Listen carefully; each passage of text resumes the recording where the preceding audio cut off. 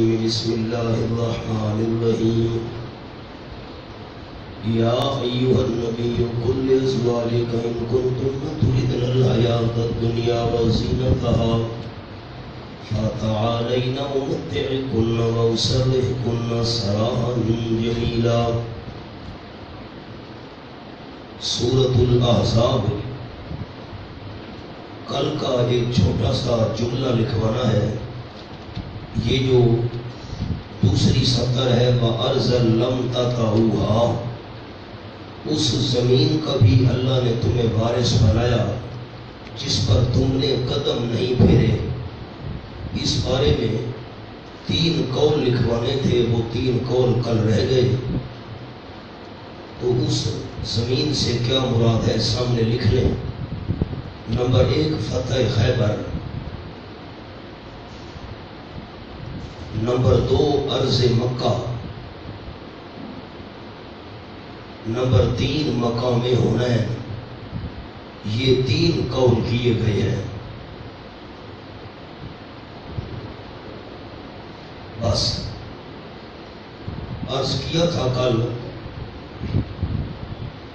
کہ بنو قریظہ کے مقام کا تو اللہ کریم نے تمہیں وارث بنایا، اور اس زمین کا بھی اللہ نے تمہیں وارث بنایا جس پر تم نے ابھی قدم نہیں پھیرے. تو اس سے مراد 3 قول ہیں. کل مجھ سے غلطی ہو گئی، میں نے روم اور فارس وغیرہ کہہ دیا، یہ 3 قول تھے اصل. اب یا ایھا النبی کے نیچے لکھا ہوا ہے خطاب دوم للنبی صلی اللہ علیہ وسلم. اس کو دوم لکھا ہوا ہے آپ کے پاس، انگریزی والا 2 لکھ لیں آسانی کے لیے. یہ آپ صلی اللہ علیہ وسلم سے دوسرا خطاب ہے. میری طرف دیکھیں، میں ایک چھوٹا سا واقعہ عرض کروں اور پھر آیات کا ترجمہ آپ کے سامنے عرض کروں گا. جب فتوحات ہونے لگی تو آپ صلی اللہ علیہ وسلم کی گھر والیوں نے آپس میں مشورہ کیا کہ حضور سے یہ تقاضا کرنا چاہیے کہ آپ ہمارا خرچہ بڑھا دیں. آپ کی عادت مبارکہ تھی کہ آپ سال کا کٹھا خرچہ ہر گھر والی کو دے دیا کرتے تھے تاکہ بعد میں ان کو مانگنے کی ضرورت نہ پڑے. جیسے آج کے دور میں ہماری مثال ہے سال کے لیے.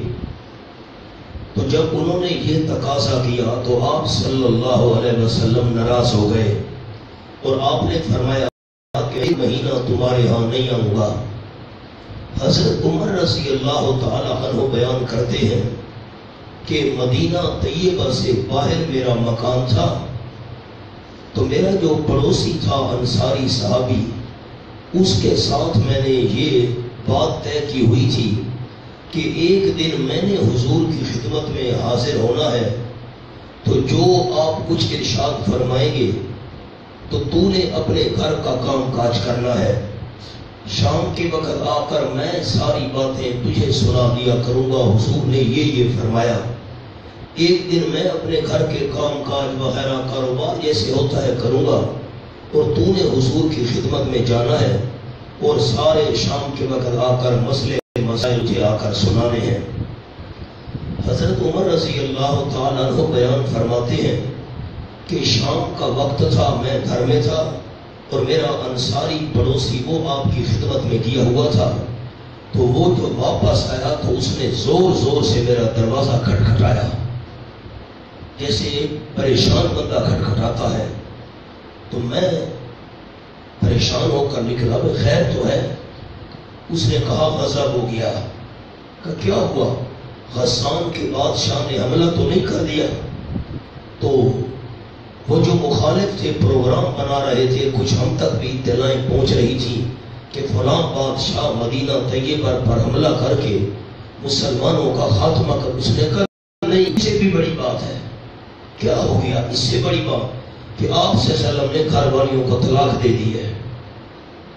عمر فرماتے ہیں میرے تو قدموں تلے زمین نکل گئی، کیونکہ میری بیٹی حفصہ رضی اللہ تعالیٰ عنہ یہ بھی تو آپ کی بیوی تھی.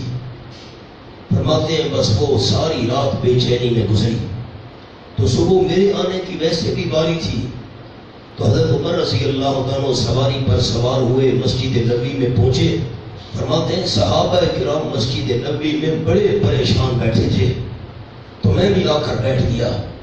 پریشان تو میں بھی تھا، طلاق والی بات اور ساری بیویوں کو کوئی معمولی تو نہیں.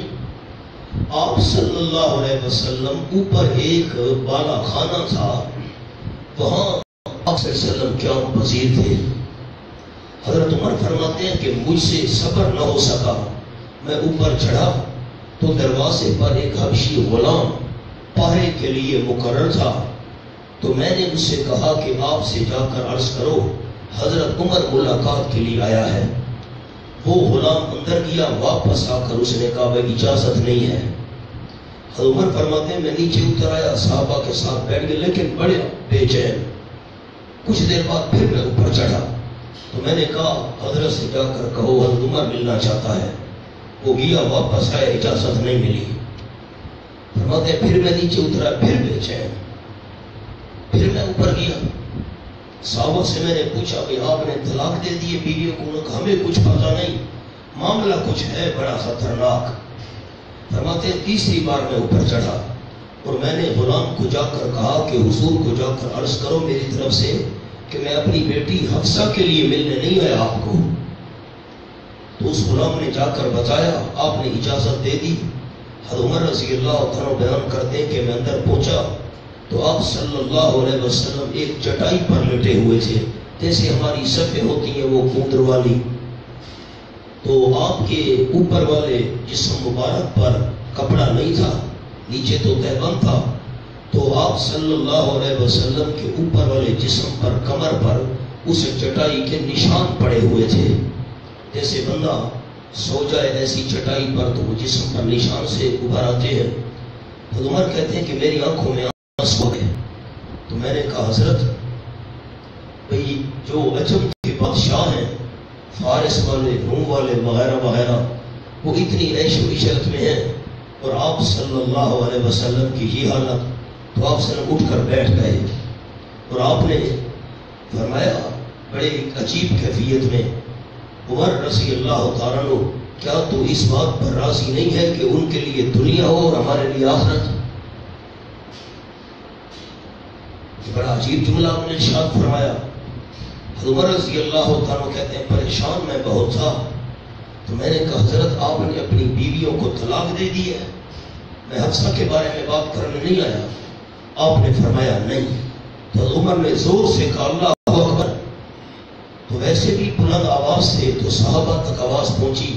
تو چونکہ اس آواز میں خوشی تھی تو صحابہ کرام بھی خوش ہو گئے. آپ صلی اللہ علیہ وسلم نے فرمایا تھا میں 1 ماہ تمہارے قریب نہیں آؤں گا. میں نے تو یہ کہا ہے. خیر 1 مہینہ گزرا تو حضرت ام سلمہ رضی اللہ تعالیٰ عنہ بیان کرتی ہے یا حضرت زینب، اب دو میں سے ایک نام ہے، میرے ذہن میں نام نہیں آ رہا، کہ میں گھر میں تھی اپنے حجرہ میں تو میں نے ایک سایہ آتا ہوا دیکھا. تو میں حیران ہو گئی بھئی یہ کون میرے کمرے میں یا حجرے میں آ رہا ہے. تو جب وہ سایہ قریب آیا فَإِذَا هُوَ رسول اللہ صلی اللہ علیہ وسلم، وہ تو آپ صلی اللہ علیہ وسلم تھے. تو یہ حدیث ثابت کرتی ہے کہ آپ صلی اللہ علیہ وسلم کا سایہ تھا. اور میں نے پوچھا حضرت آپ نے تو 1 ماہ کی قسم اٹھائی تھی کہ 1 ماہ میں آپ کے قریب نہیں آؤں گا. تو وہ مہینہ تھا 29 کا. جب مہینہ 29 کا پورا ہوا تو آپ گھر والیوں کے پاس تشریف لے گئے. تو آپ نے فرمایا کہ مہینہ 29 کا بھی تو ہوتا ہے نا. خیر مہینہ پورا ہو گیا، آپ کی قسم پوری ہو گئی. اور اللہ کریم نے یہ آیات نازل کی کہ اگر تم دنیا چاہتی ہو تو میں تمہیں پیسے دے کر، مال دے کر، کپڑے وغیرہ دے کر طلاق دے دیتا ہوں، تم فارغ ہو جاؤ. اور اگر میرے پاس رہنا ہے تو اسی غربت میں گزارا کرنا پڑے گا. جب آیات نازل ہوئی تو آپ صلی اللہ علیہ وسلم سب سے پہلے حضرت عائشہ کے پاس تشریف لے گئے رضی اللہ تعالیٰ عنہ. اور آپ نے فرمایا کہ حضرت عائشہ جلدی نہ کرنا، ایک بات تجھ سے کہتا ہوں، ذرا والدین سے مشورہ کر کے جواب دینا. آپ نے حضرت عائشہ رضی اللہ تعالیٰ عنہ کے سامنے ان آیات کی تلاوت فرمائی. دنیا چاہتی ہو تو فارغ ہو جاؤ، دنیا لے کر طلاق دے دوں. اور میرے پاس رہنا ہے تو غربت میں گزارا کرنا پڑے گا۔ تو حضرت عائشہ رضی اللہ تعالیٰ عنہ نے عرض کی حضرت آپ صلی اللہ علیہ وسلم کے پاس رہنے کے لیے مجھے والدین سے مشورے کی کوئی ضرورت نہیں، میں آپ ہی کے پاس رہوں گی، اسی غربت میں گزارا کروں گی۔ آپ باقی گھر والوں کے پاس تشریف لے گئے، سب نے یہی جواب دیا کہ ان آیات کا تذکرہ ہے۔ اور سامنے ایک جملہ لکھ لیں، یہ خطاب دوم للنبی جو ہے اس کا ایک جملہ چھوٹا سا لکھ لیں، دین کے معاملہ میں بیویاں مستی کریں تو ان کو بھی چھوڑ دو۔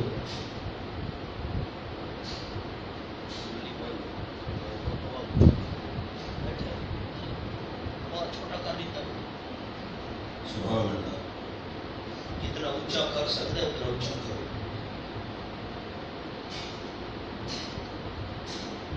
کیا جملہ لکھوایا؟ دین کے معاملہ میں بیویاں مستی کریں تو ان کو بھی چھوڑ دو۔ آؤ جی،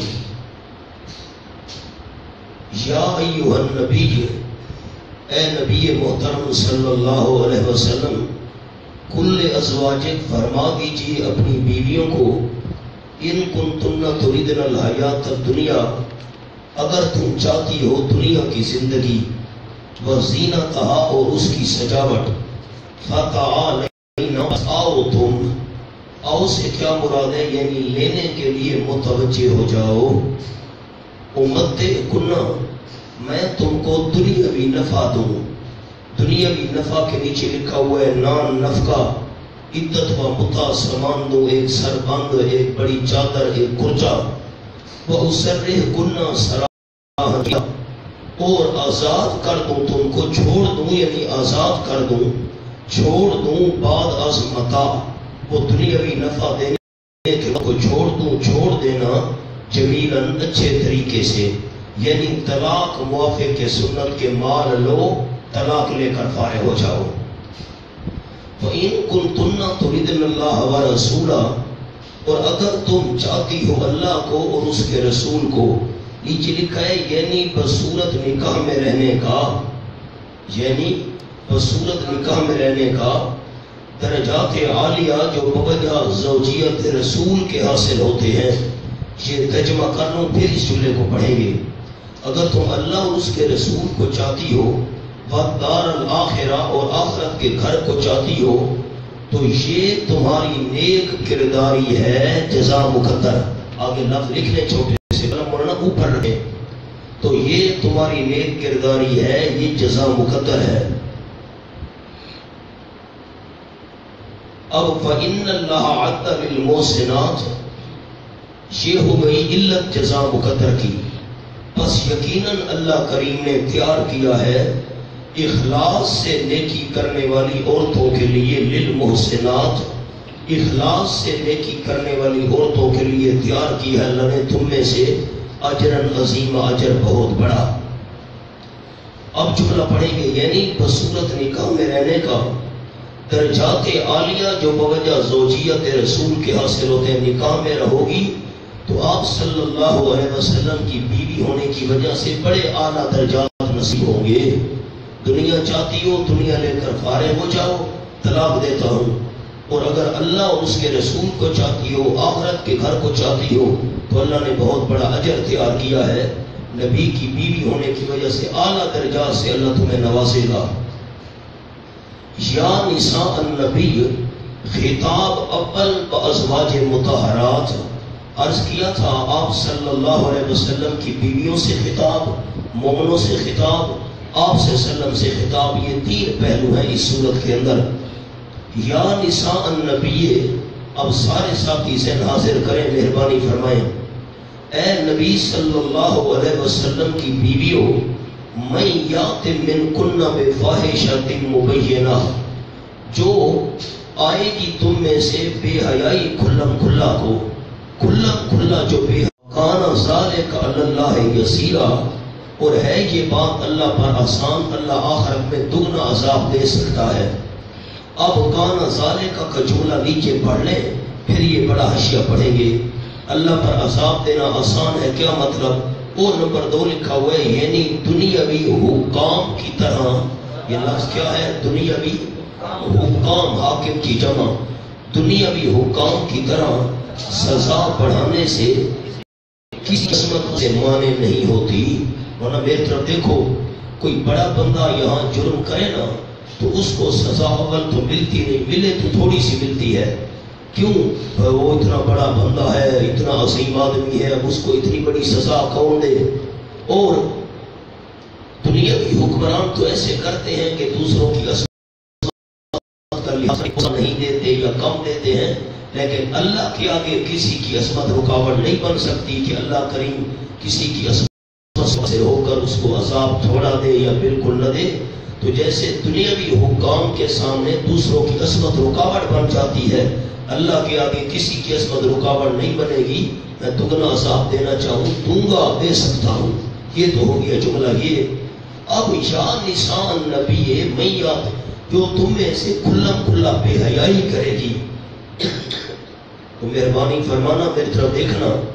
اس بے حیائی سے مراد وہ نہیں ہے جس کو ہم بے حیائی سمجھتے ہیں، عورت کا غلط کام کرنا. میں نے یہ اشارہ بولا ہے، اشارہ. اب صاف صاف بات میں نہیں کہہ سکتا، آپ دانا آدمی ہے، سمجھ لیں. اس بے حیائی سے مراد وہ برا کام کرنا نہیں ہے. پیغمبر کی بیوی برا کام کیسے کر سکتی ہے نا؟ اس کھلم کھلا بے حیائی سے مراد ہے آپ صلی اللہ علیہ وسلم کو تنگ کرنا.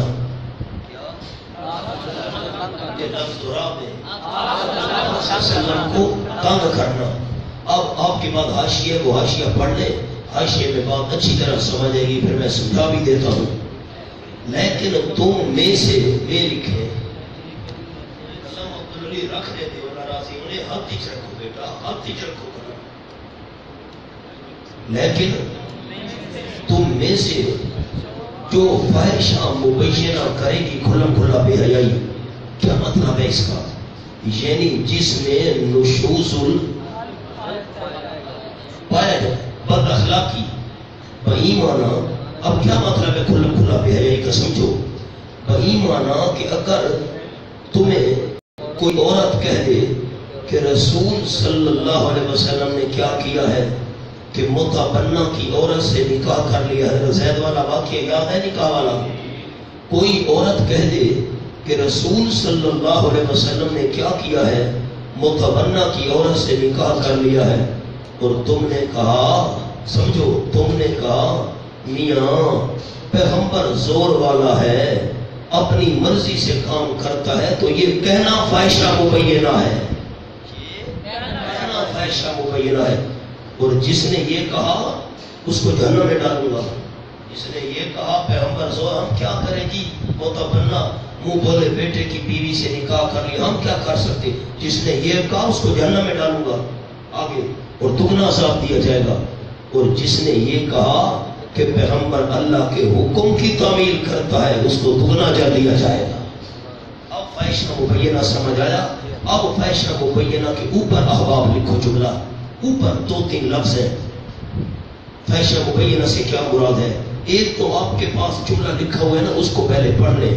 کھلم کھلا بے حیائی کیا ہے؟ جس سے حضور صلی اللہ علیہ وسلم تنگ دل و پریشان ہو. پڑھیں. ایسی بات کرنا کہ جس سے حضور پریشان ہو، آپ کا دل تنگ ہو، یہ کھلم کھلا بے حیائی ہے. چھوٹا سا لفظ اور میں اوپر لکھوا دیتا ہوں آسانی کے لیے. بے فاحشۃ مبینہ پر 3-4 لفظ ہیں، چھوٹے چھوٹا لکھنا ہے. آپ کو تنگ کرنا، آپ صلی اللہ علیہ وسلم کو آپ کو تنگ کرنا، زبان سے ایذا دینا، نافرمانی کرنا، بس. فاحشہ مبینہ کے اوپر جملہ نے لکھا کھلم کھلا بے حیائی سے کیا مراد ہے؟ آپ صلی اللہ علیہ وسلم کو تنگ کرنا، زبان سے ایذا دینا، آپ کی نافرمانی کرنا، یہ کھلم کھلا بے حیائی.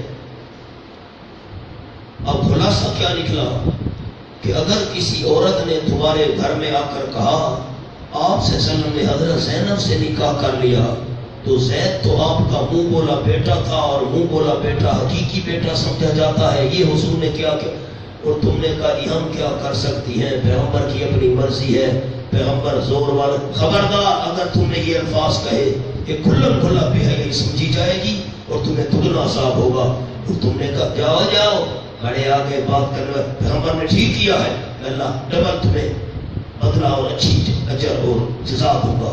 یہ مطلب ہے آیت کا، منا بات سمجھ آ گئی؟ بے حیائی سے مراد وہ کام نہیں ہے، خیال رکھنا۔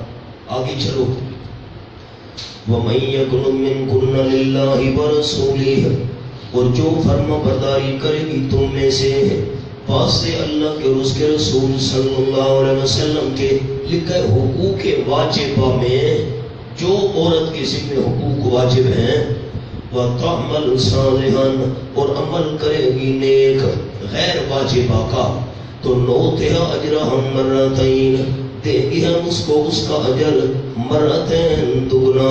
مرتین کے اوپر لکھو جی، دو لفظ ہیں چھوٹے چھوٹے اوپر لکھنے ہیں۔ نمبر 1 بوجہ صحبت رسول،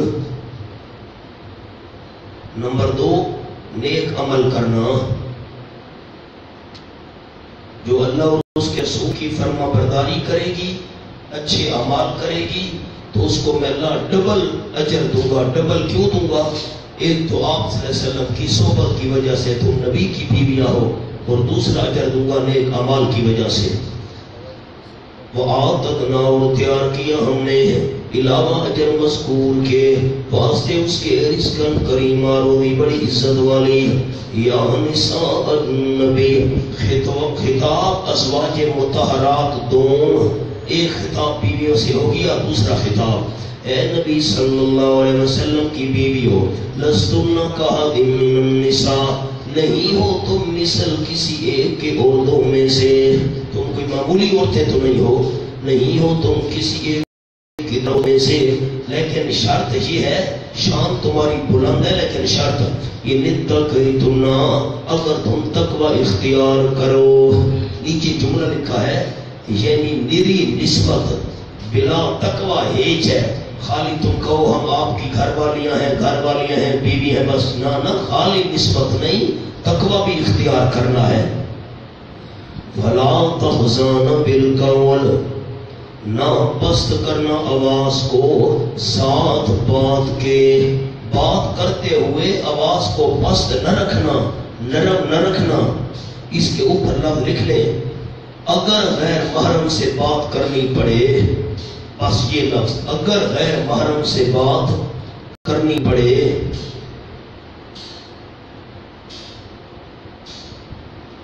نہ پست رکھنا آواز کو بات کے ساتھ۔ وَيَطْمَعَ الَّذِي فِي قَلْبِهِ مَرَضٌ، پس امید کرے گا وہ بندہ جس کے دل کے اندر بیماری ہے شہوت کی۔ وَقُلْنَا قَوْلًا مَعْرُوفًا، اس کے اوپر ایک چھوٹا سا جملہ لکھیں، اوپر بالکل حاشیے پر نا، اوپر، کہ نبی کی بیویاں اس کی مخالف ہیں۔ وَقُلْنَا قَوْلًا مَعْرُوفًا، اور کہو تم بات معروفاً، معقول، معقول بات کہا کرو۔ مولانا تھانوی رحمہ اللہ کے لفظ لکھے ہوئے ہیں، یعنی جس میں روکھا پن اور خشکی ہو۔ میری طرف دیکھیں تو میں ایسے سمجھا دوں، مہربانی فرمائے۔ اب لکھ تو لیا، جنہوں نے نہیں لکھا بعد میں لکھ لیں، ان کی مرضی اپنی، لیکن میں جملہ سمجھا دیتا ہوں، میں انتظار نہیں کر سکتا۔ مولانا میری طرف دیکھو بیٹا، غیر محرم سے بات کرنی پڑے، خشک لہجے میں بات کرنی ہے اور سخت لہجے میں بات کرنی ہے۔ اگر تم نے نرم نرم لہجے میں بات کی، اس بندے کے دل کے اندر بیماری ہے نا شہوت والی، وہ کوئی غلط تاثر محسوس کر لے گا۔ وہ کیسے؟ میری طرف دیکھنا، آپ کی عرض کروں، ٹھک ٹھک ٹھک دروازے پر بندہ آیا، آپ صلی اللہ علیہ وسلم کی گھر والی ہو، یہ بتاؤ یہ نبی نے کیا کیا ہے کہ اپنے منہ بولے بیٹے کی بہو سے نکاح کر لے؟ تم نے سخت لہجے، ٹھیک کیا ہے، خبردار کوئی بات نہیں کرنی نبی کے بارے میں، جو کچھ پیغمبر نے کیا ہے اللہ کے حکم سے کیا ہے، ٹھیک کیا ہے۔ روکھا پن ہونا چاہیے تمہاری گفتگو کے اندر، غیر محرم سے بات کرنی ہو۔ امر نمبر 1 حاشیہ پڑھو۔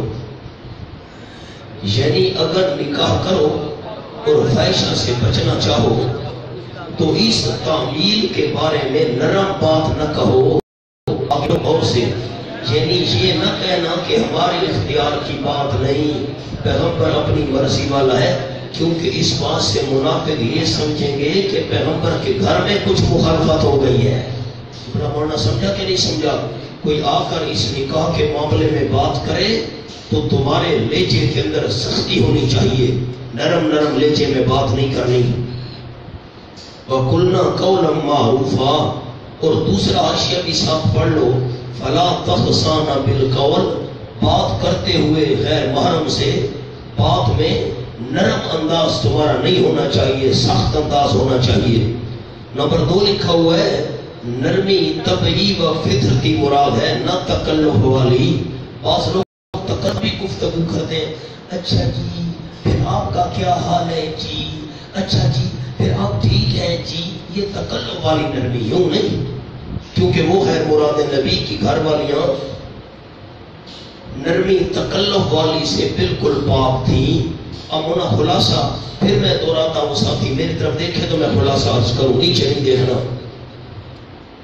اگر غیر محرم سے بات کرنی پڑے تو اللہ نے اپنے محبوب کی بیویوں کو کیا فرمایا؟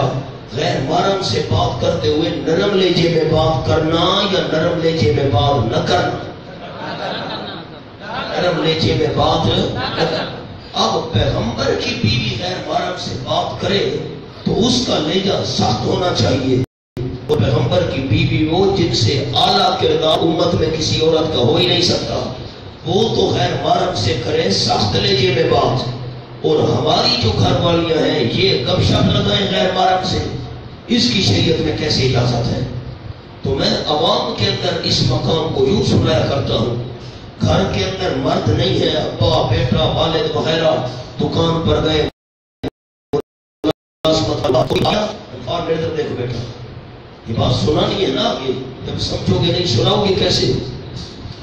والد صاحب سے ملاقات کرنی ہے، بندہ دروازے پر آ گیا، جی فلاں ملک صاحب گھر میں ہیں، گھر میں صرف عورتیں ہیں، تو آپ جو گھر کے اندر صرف عورتیں ہیں اور غیر محرم آ گیا، وہ پوچھ رہے ہیں والد صاحب کا بیٹے کا وغیرہ، سخت نہیں بھائی گھر میں کوئی نہیں ہے چلے جاؤ، سخت لہجے میں بات کرنی ہے۔ اگر نرم لہجے میں بات کی آنے والے بندے کے دل میں غلط امید پیدا نہ ہو جائے۔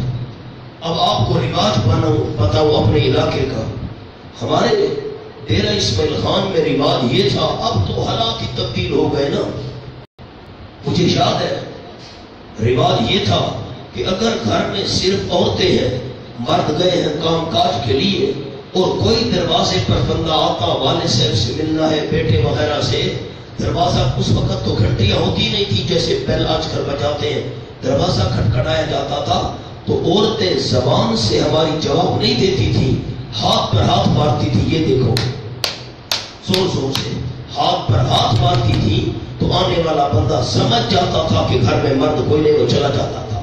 یعنی زبان سے جواب دینا بھی وہ پسند نہیں کرتی تھی غیر محرم کو، تاکہ ہماری آواز بھی غیر محرم تک نہ جائے۔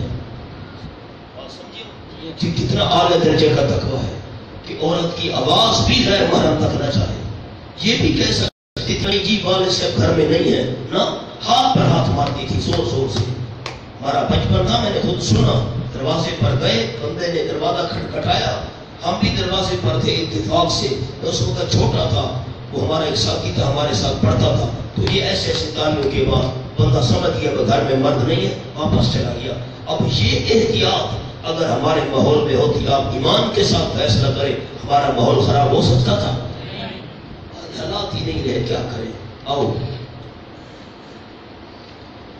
وَقَرْنَا فِي بُيُوتِكُنَّ وَلَا تَبَرَّجْنَ تَبَرُّجَ الْجَاهِلِيَّةِ الْأُولَىٰ، اور ٹھہری رہو اپنے گھروں میں، وَقَرْنَا فِي بُيُوتِكُنَّ، اور ٹھہری رہو اپنی گھروں میں، وَلَا تَبَرَّجْنَ تَبَرُّجَ الْجَاهِلِيَّةِ الْأُولَىٰ، اور نہ دکھلاتی پھرو ہار سنگھار پہلی جاہلیت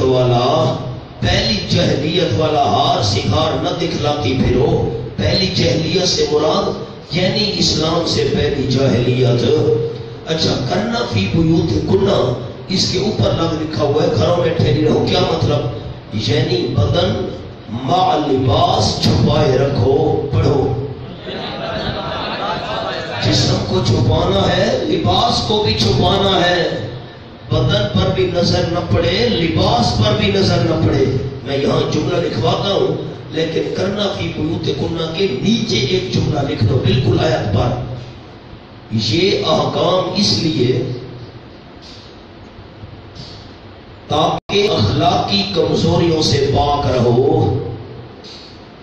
یہ احکام اس لیے تاکہ اخلاقی کمزوریوں سے پاک رہو۔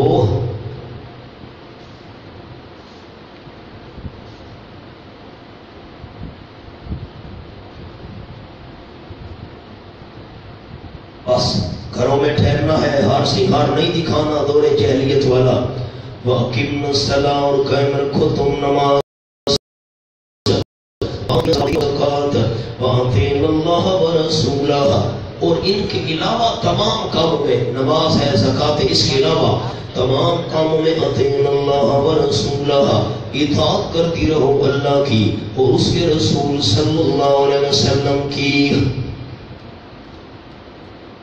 منع کرنا فی بیوت کنہ کا ایک جملہ لکھواتا ہوں بڑا قیمتی، اوپر حاشیے پر جگہ ہے، اوپر لکھیں جی۔ نمبر 1، لفظ آسان ہیں تو عربی کے لیکن لکھنے تو ہیں۔ حجاب کہتے ہیں پردے کو، حجاب الوجوہ، وجوہ وجہ کی جمع چہرہ، حجاب الوجوہ۔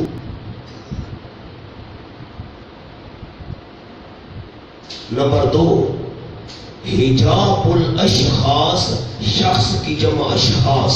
نمبر 2، حجاب الاشخاص۔ حجاب الوجوہ کا معنی چہرے کا پردہ، مجھے معنی بتا دو۔ وجہ کی جمع ہے چہرہ، حجاب الوجوہ کس کا پردہ؟ چہروں کا پردہ۔ اور حجاب الاشخاص جو میں نے لکھوایا نا بریکٹ میں، اس کا مطلب لکھ لو، یعنی پورا وجود چھپانا۔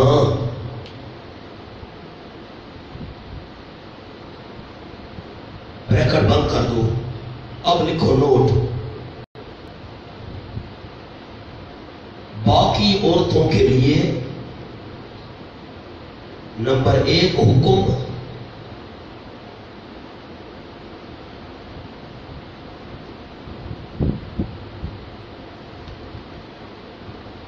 اور آپ صلی اللہ علیہ وسلم کی ازواج کے لیے نمبر 2 حکم،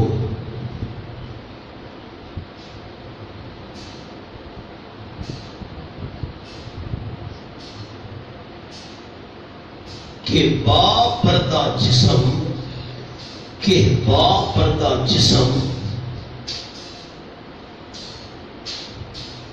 گھر سے باہر ہی نہ نکلے۔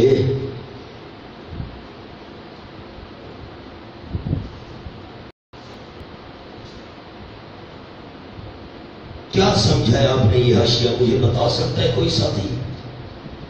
حجاب الوجوہ کا کیا مطلب گوجر والا؟ کس کا پردہ؟ جسم کا تو ہوتا ہی ہوتا ہے، چہرے کا پردہ۔ یہ حکم کس کے لیے ہے؟ ٹھیک کہہ رہے ہو آپ، جھجک کیوں محسوس کرتے ہیں؟ یہ حکم چہرے کا پردہ، جسم کا پردہ، چہرہ چھپا ہوا ہو، برقع کر کے نکلے، یہ کس کے لیے حکم ہے؟ تمام باقی امت کی عورتوں کے لیے۔ اور آپ صلی اللہ علیہ وسلم کی بیویوں کے لیے کیا حکم تھا؟ حجاب الاشخاص، پورا وجود۔ کیا مطلب؟ پیغمبر کی بیوی پردے سمیت بھی گھر سے نہ نکلے۔ پردہ تو ہے ہی ہے نا، با پردہ جسم بھی پیغمبر کی بیوی کا گھر سے باہر نہ نکلے۔ اس لیے فرمایا کرنا فی بیوتکم، تم اپنی گھروں کے اندر ٹھہری رہو۔ اب میں ایک اور میں بات عرض کرتا ہوں، پھر سبق آگے چل پڑے گا، تو مجھے ساتھی کچھ معنی سمجھا سکتے ہیں یا مطلب سمجھا دیں؟ وَقَرْنَا فِي بُيُوتِكُنَّ، اور آپ صلی اللہ علیہ وسلم کی بیویوں ٹھہری رہو تم کہاں؟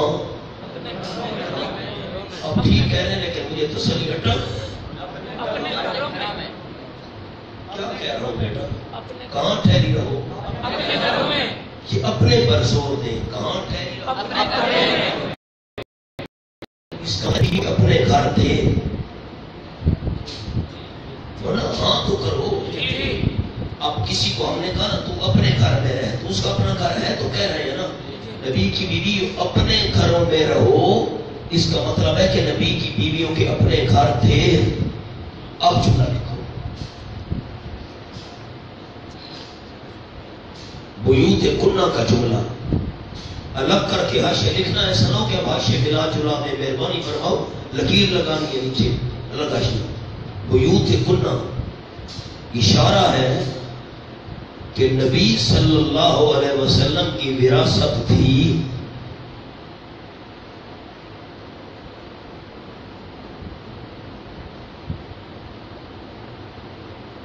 کیونکہ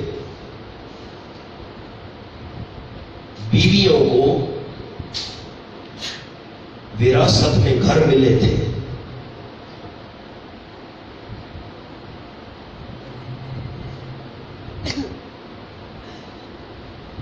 بس سوال کیا ہے منا میری طرف دیکھو، میں سوال سمجھاؤں.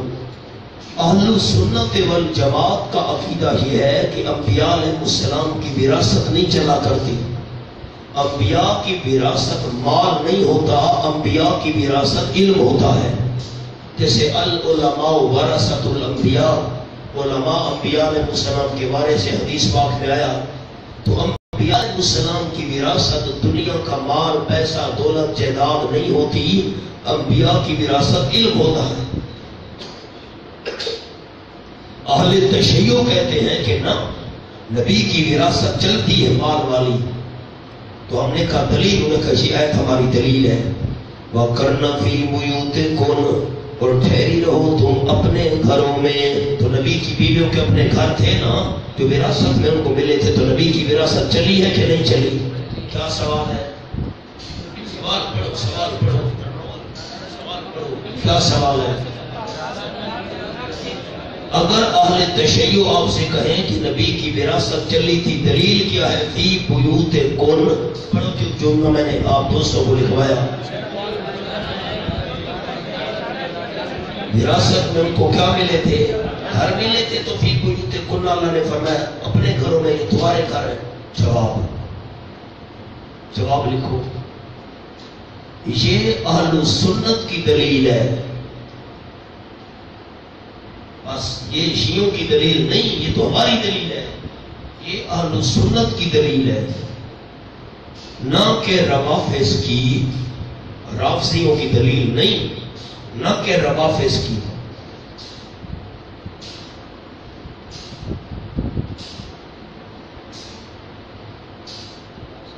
انبیاء کی وراثت نہیں چلتی. لکھو انبیاء علیہ السلام کی وراثت نہیں چلتی. یہ تو آپ صلی اللہ علیہ وسلم کی زندگی کی بات ہے. یہ تو آپ صلی اللہ علیہ وسلم کی زندگی کی بات ہے.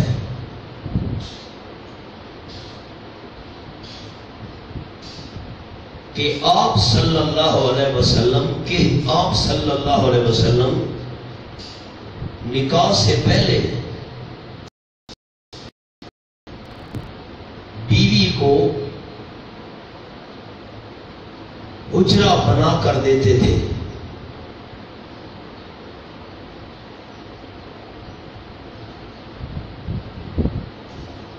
کیونکہ بعد از وفات آپ کی وراثت نہیں چلنی تھی.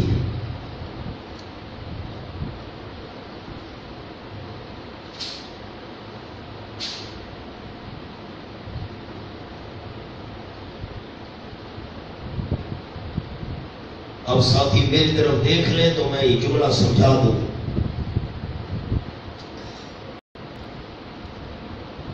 لکھن دے زور ہے، ویکھن دے زور کو نہیں. بھائی پہلے بندہ گل سمجھتا بھی نہیں، لکھا ہوا اور سمجھا ہوا نہ ہو کیا فائدہ. ورنہ جو بات رہ جائے بعد میں لکھ لیا کرے، مہربانی فرمائیں. میں انتظار تو نہیں کر سکتا ایک ساتھی کی، سب کی رفتار ایک جیسی تیز نہیں ہوتی. ہم نے کہا کہ یہ دلیل روافض کی نہیں ہے، یہ تو اہل سنت کی دلیل ہے کہ پیغمبر کی وراثت نہیں چلتی. وہ ہماری کیسے دلیل ہے؟ اللہ نے فرمایا اپنے گھروں کے اندر رہو. یہ آپ صلی اللہ علیہ وسلم کی زندگی کی بات ہے. آپ جب بھی کسی عورت سے نکاح کرنا چاہتے تو اس کے لیے کمرہ اور حجرہ بنا کر اس کے حوالے کر دیا کرتے تھے. یہ حجرہ تیرا ہے، یہ حجرہ تیرا ہے، یہ تیری ملکیت ہے.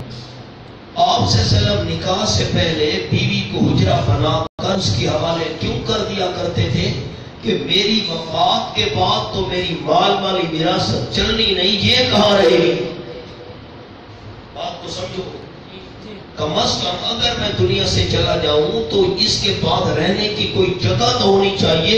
زندگی میں آپ صلی اللہ علیہ وسلم اس بیوی کو حجرہ بنا کر اس کے حوالے کر دیا کرتے تھے. اس لیے فرمایا اپنے گھروں میں رہو. زندگی میں آپ نے حجرے تقسیم کر دیے تھے، بنا کر ان کے حوالے کر دیے تھے. کیوں زندگی میں آپ یہ کام کرتے تھے؟ آپ کو پتا تھا میرے بعد میری وراثت نہیں چلنی، یہ کہاں رہے؟ کیونکہ میری ملکیت میں تو نہ کوئی مکان ہوگا، نہ پیسہ ہوگا، نہ جائیداد ہوگی، نہ زمین ہوگی. گھر کہاں رہے گی؟ زندگی میں یہ بنا کر آپ ان کی ملکیت میں ان کے حوالے کر دیا کرتے تھے.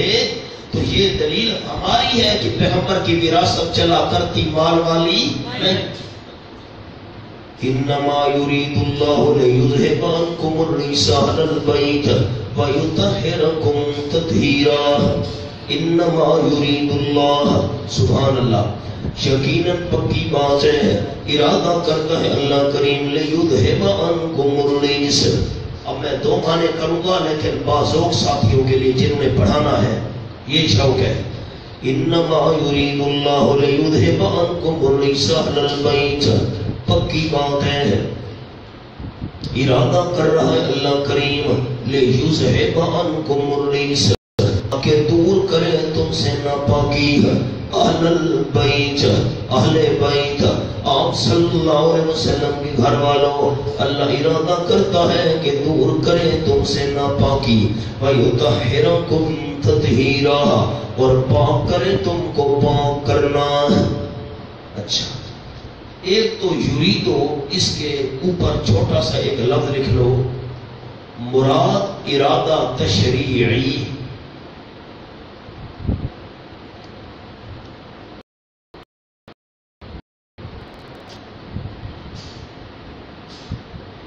اب نیچے جملہ لکھ لو حاشیے پر، یریدو کا ارادہ تشریعی مراد ہے، تکوینی نہیں.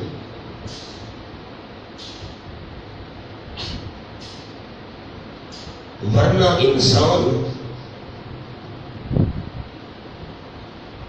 مجبور محض بن کر رہ جائے گا. ورنہ انسان مجبور محض بن کر رہ جائے گا.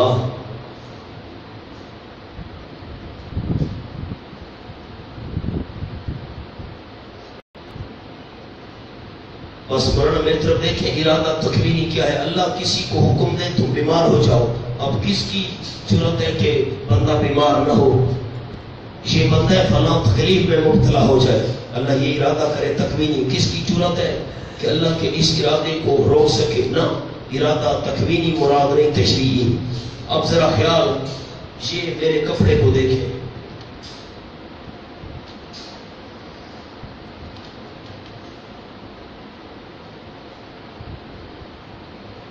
میں نے مولانا شعیب کو کہا اس کپڑے کو دور کرو، انہوں نے دور کر دیا. دوسرا انداز سنو، میں نے مولانا کو کہا کہ اس کپڑے کو دور رکھو، جب کہا دور کرو، یہ قریب تھا، دور کرو، دور کر دیا.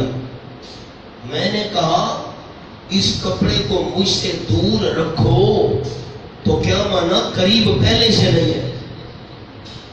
میرے الفاظ سمجھے آپ؟ دور کرو قریب تھا، دور کرو قریب تھا، اور جب کہا کہ دور رکھو قریب تھا، قریب تھا نہیں. اب دو معنی، اب سنو، انما یرید اللہ لیذھب عنکم الرجس، پکی بات ہے ارادہ کر رہا ہے اللہ کریم لیذھب عنکم الرجس، تاکہ دور کرے تم سے ناپاکی۔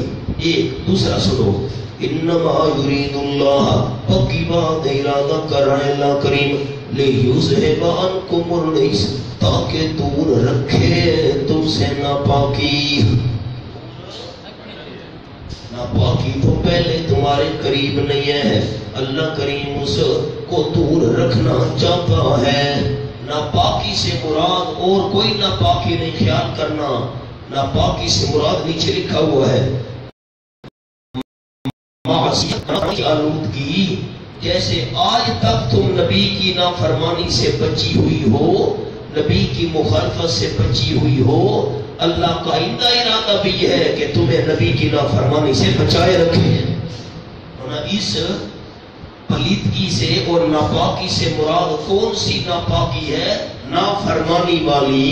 لفظ مجھے سنا دو، کون سی پلیدگی مراد ہے؟ جس کی نافرمانی آپ صلی اللہ علیہ وسلم کی آج تک تم نبی کی نافرمانی سے بچتی آئی ہو، اللہ کا آئندہ ارادہ بھی ہے کہ نبی کی نافرمانی سے تمہیں بچائے رکھے۔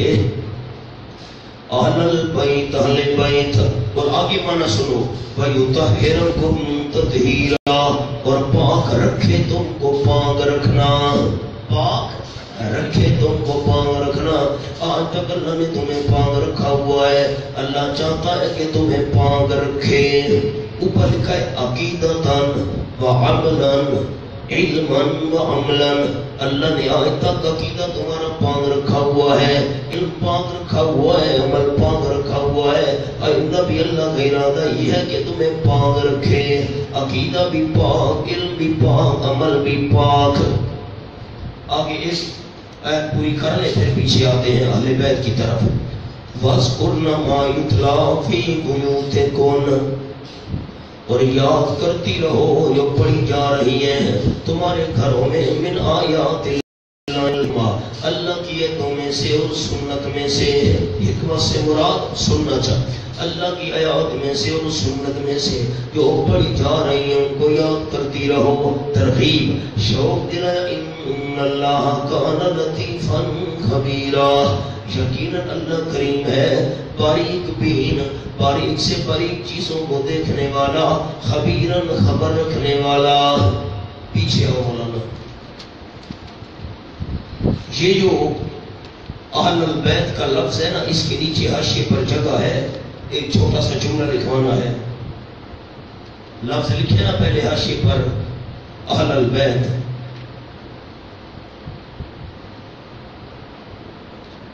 اب لکھیں جملہ۔ اس سے پہلے 5 آیات میں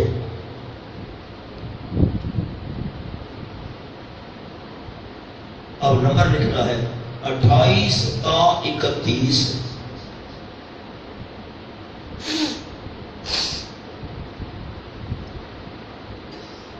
28 تا 31۔ آپ دیکھیں کتنی آیتیں ہو گئی، ذرا انگلی پر شمار تو کریں مہربانی کر۔ 28، 29، 30، 31۔ اس سے پہلے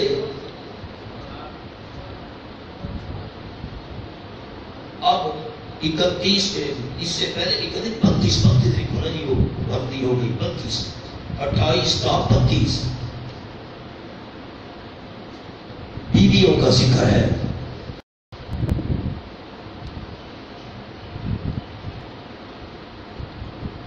تو یہاں مراد بھی بیویاں ہیں۔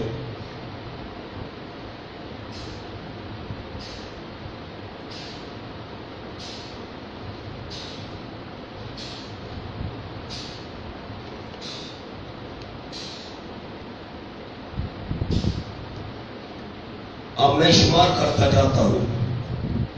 یا ایھا النبی کل ازواجک، اس آیت میں مراد بھی بیویاں ہیں، بیویوں کو کہہ دو۔ وَإِن كُنتُنَّ تُرِدْنَ اللَّهَ وَرَسُولَهُ، تم چاہتی ہو اللہ اور اس کے مراد بیویاں ہیں۔ یا نساء النبی میات، مراد بیویاں ہیں۔ میات من کن، جو تم میں سے اللہ کی فرما برداری کرے گی، مراد بیویاں ہیں۔ یا نساء النبی، مراد بیویاں ہیں۔ کرنا فی بیوتکن، جتنی پیچھے آیات ہیں ان سب آیات میں مراد بیویاں ہیں. تو اب یہ کرنا فی بیوت کننا، گھروں میں ٹھہری رہو، یہاں بھی مراد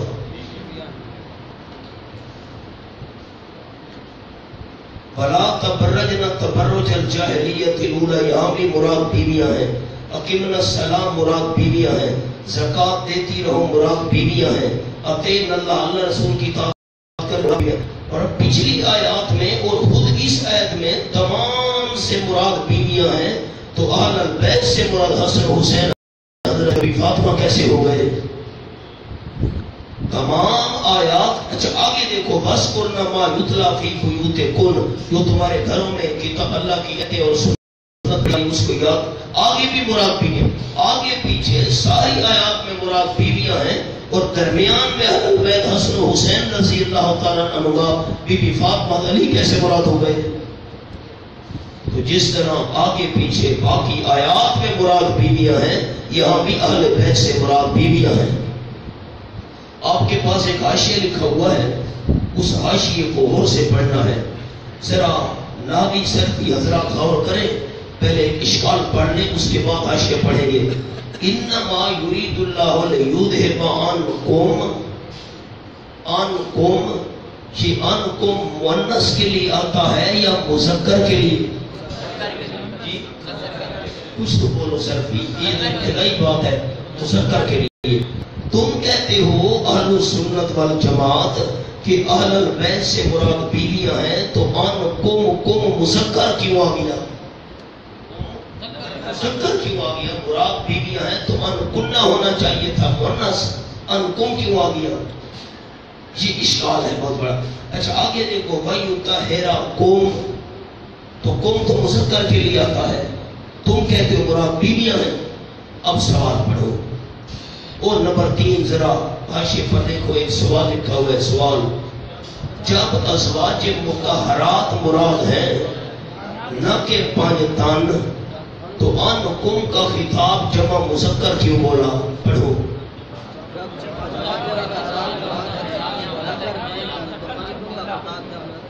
ہونا پڑھنے میں آپ کو تکلیف ہوتی ہے، میں آپ کو نہیں کہوں گا پڑھنے کا، میں خود پڑھوں گا. آپ نہ پڑھے، بالکل کوئی ساتھی مت بولے. جواب، اہل کا لفظ لفظاً مفرد ہے اور معنن جمع ہے. اہل کا لفظ لفظاً مفرد ہے اور معنن جمع ہے. مثلا موسیٰ علیہ السلام نے فرمایا قال لعلی کو سو. ایک تو لفظ درست کرنا ہے، اہل کا لفظ لفظاً مفرد مذکر ہے، مذکر لکھو، معنن جمع ہے. وہ حوالے بھی کھولتے ہیں. نمبر 2، رحمت اللہ وبرکاتہ علیکم اہل البیت، یہ ضمیر قوم کا جمع مذکر لانا باعتبار معنی اہل کے ہے. باقی حدیث بھی ام سلمہ کو فرمائی انک علی خیر، یعنی میں ان کو چادر میں داخل کر رہا ہوں اور دعا مانگ رہا ہوں جن کی تطہیر نسل قطعی میں نہیں، تیری تطہیر نسل قطعی سے ہے. حضرت اکرمہ فرماتے تھے من شاء باہلانی، یہاں لفظ رہ گیا، من شاء باہلانی، باہل یباہل مباہلتن، من شاء باہلانی باہلتہو. یہ ازواج مطہرات کے حق میں سمجھاتا ہوں. ذرا 12واں پارہ دیکھ لیں سورۃ ہود.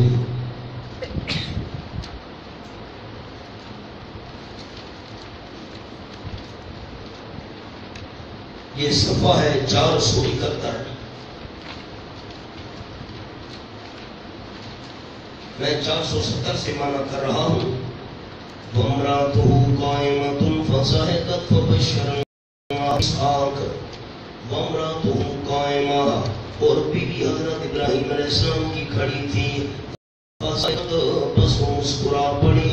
فَبَشَّرْنَاهَا بِإِسْحَاقَ، خوشخبری دی ہم نے اس عورت کو، حضرت ابراہیم علیہ السلام کی گھر والے کو، بِإِسْحَاقَ، حضرت علیہ السلام کی. وَمِن وَرَاءِ إِسْحَاقَ یعقوب، اور حضرت اسحاق علیہ السلام کے بعد یعقوب علیہ السلام کی بھی بیٹا ہوگا، بیٹے کے بعد تیرا پوتا بھی پیدا ہوگا. قالت، اس بیوی نے کہا ابراہیم علیہ السلام کی گھر والی نے، یا ویلتا، یہ کیا کہہ رہے ہو ہیں؟ کاش آنے دو کیا میں بچے کو جنم دوں گی، وانا جوہانا کہ میں بوڑھی ہوں، وہاذا بالی شیخا اور یہ میرا خامد بھی بوڑھا ہے بالکل 120 سال عمر ہے، ان هذا لشیء عجیب یقیناً یہ البتہ چیز ہے بڑی عجیب۔ قالوا فرشتوں نے جواب دیا، جواب استجاب کہ یہ تو حیران ہو رہی ہے، اس کا جواب اتعجبین من امر اللہ، کیا تو حیران ہو رہی ہے اللہ کریم کہ بیوی کو کہا جا رہا ہے، ابراہیم علیہ السلام کی بیوی کو، اتعجبین من امر اللہ، کیا تو حیران ہو رہی ہے اللہ کریم کا حکم سن کر، رحمت اللہ وبرکاتہ علیکم اہل البیت، اللہ کی رحمتیں ہوں، اللہ کی برکتیں علیکم، اب دیکھو حکم مذکر آ گیا، علیکم اہل البیت، اہل بیت تم پر حمدیں اور برکتیں ہوں، انہو حمید مجید یقیناً اللہ کریم تعریفیں کیا ہوا ہے، مجید بڑی بزرگی اور شان والا ہے۔ اب دیکھو اہل البیت اس کی مناسبت سے کم مذکر لایا گیا، کیونکہ اہل کا جو لفظ ہے یہ مذکر ہے اور مانن جمع ہے، جمع ہے تو جمع لایا گیا کم کو، اہل کا لفظ مذکر ہے، لفظ کی مناسبت اس کو مذکر لایا گیا۔ 16واں پارہ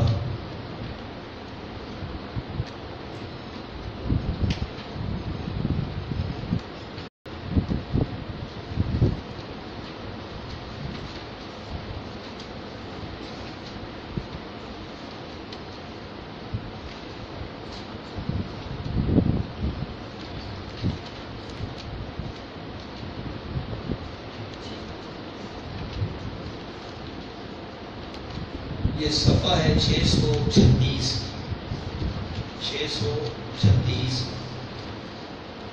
وَهَلْ أَتَاكَ حَدِيثُ مُوسَىٰ إِذْ رَأَىٰ نَارًا فَقَالَ لِأَهْلِهِ امْكُثُوا إِنِّي آنَسْتُ نَارًا۔ وَهَلْ أَتَاكَ حَدِيثُ مُوسَىٰ کہ آئیے آپ کے پاس بات حضرت موسیٰ علیہ السلام کی، اِذْ رَأَىٰ نَارًا جب دیکھا حضرت موسیٰ علیہ السلام نے آپ کو، فَقَالَ لِأَهْلِهِ بس فرمایا اپنے اہل کو امکثوا، اب امکثوا جمع مذکر کا صیغہ ہے، امکثوا جمع مذکر کا صیغہ ہے، مذکر کیوں لایا گیا؟ اہل کی مناسبت سے، کیونکہ اہل کا لفظ مانن جمع ہے تو امکثوا جمع ہے، اہل کا لفظ جو ہے یہ مذکر ہے، اس لیے صیغہ بھی مذکر کا لایا گیا اور جمع کا لایا گیا۔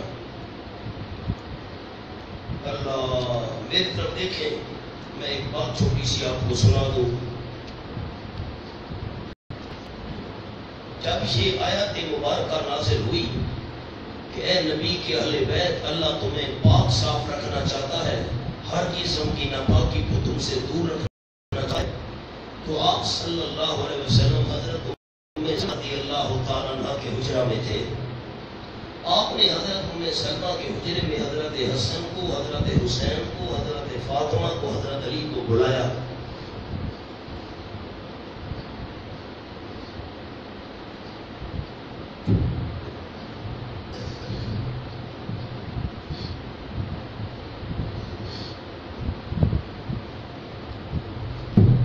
چادر ڈال دی ان کے اوپر، اپنے اوپر اور ان چار کے اوپر چادر ڈال دی، چادر ڈال کر آپ صلی اللہ علیہ وسلم نے دعا مانگی، اللہم ہؤلاء اہل بیتی فطہرہم، اللہم ہؤلاء اہل بیتی فطہرہم، اللہ یہ بھی میرے اہل بیت ہیں۔ آپ نے مانے پر غور نہیں کیا،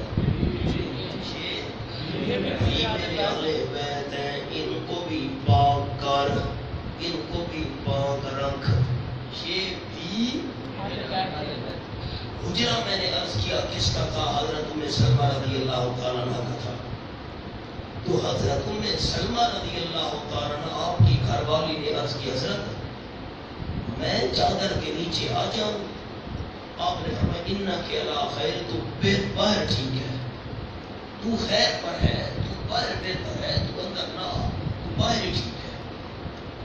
اب اہل تشیع یہ ہیں کہ آپ صلی اللہ علیہ وسلم نے حضرت ام سلمہ کو چادر کے نیچے نہیں آنے دیا اور ہوتا ہے آپ کی بیوی اہل بیت میں شامل نہیں ہے، یہ اشکال ہے بہت بڑا۔ آپ صلی اللہ علیہ وسلم نے حضرت ام سلمہ کو چادر کے نیچے نہیں آنے دیا، وہ آنا چاہتی تھی، فرمایا تو خیر پر ہے، تو بہتری پر ہے، تو باہر رہے، تو اندر نہ آ۔ تو اس کا مطلب یہ ہے کہ اہل بیت صرف حضرت حسن و حسین، حضرت فاطمہ، حضرت علی تھے، آپ کی بیوی اہل بیت نہیں تھی، آپ نے چادر کے نیچے نہیں آنے دیا۔ جواب یاد رکھنا، جواب یہ ہے کہ جو آپ دوست مسجد کے اندر حال آئے ہوئے ہیں، آپ کو تو اندر بلانے کی ضرورت ہی نہیں ہے، بلایا ان کو جائے گا جو باہر ہوں گے۔ حضرت ام سلمہ نے کہا میں چادر کے نیچے آ جاؤں، آپ صلی اللہ علیہ وسلم نے فرمایا تو چادر کے نیچے نہ آ۔ میرا جملہ گجرا والا یاد کرو سارے، اب آپ آگے سنانا، اللہ توفیق دے، میں تجربے میں سنایا کرتا ہوں۔ آپ نے فرمایا تو چادر کے نیچے نہ آ، میں ان کے اہل بیت ہونے کی دعا کرنے لگا ہوں، تو پہلے سے اہل بیت میں شامل ہے، تیرے لیے دعا کرنے کی ضرورت نہیں ہے۔ دوسری بات سنو، ہمارے استاد شیخ التفسیر والحدیث حضرت مولانا قاضی اسمت اللہ صاحب رحمۃ اللہ علیہ بڑا پیارا جملہ ارشاد فرمایا کرتے تھے۔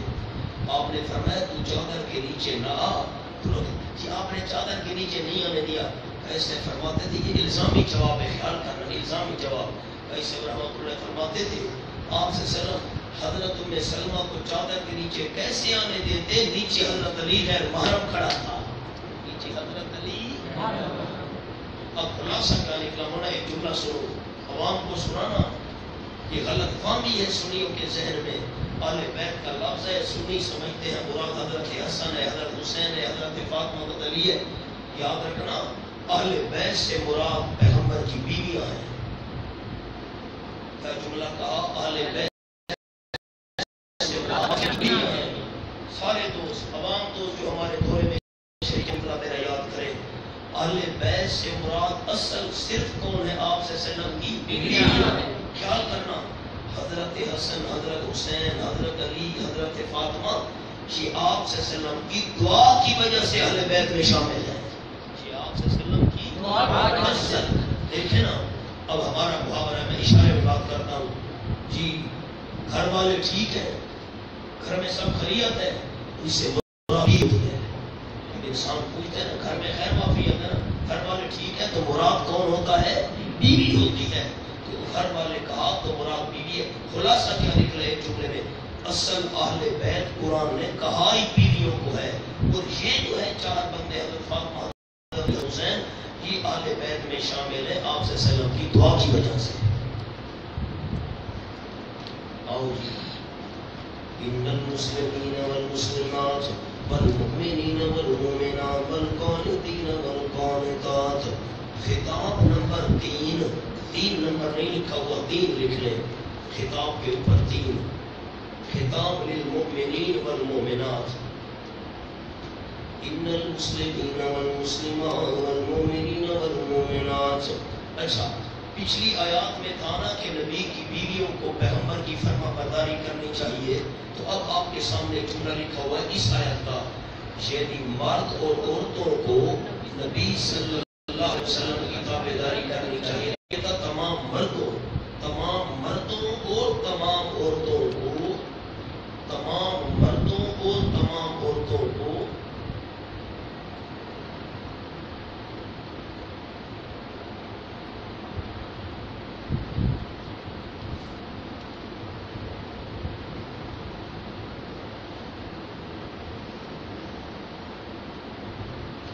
مجھے ذرا سنا دیں، صبر کرنے والے مرد اور صبر کرنے والی عورتیں۔ اب صبر کی 3 قسمیں آپ کے پاس لکھی ہوئی ہیں، ڈٹ جانے والے مرد اور ڈٹ جانے والی عورتیں۔ صابرین پر لکھا ہوا ہے صبر علی الطاعت، ڈٹ جانا۔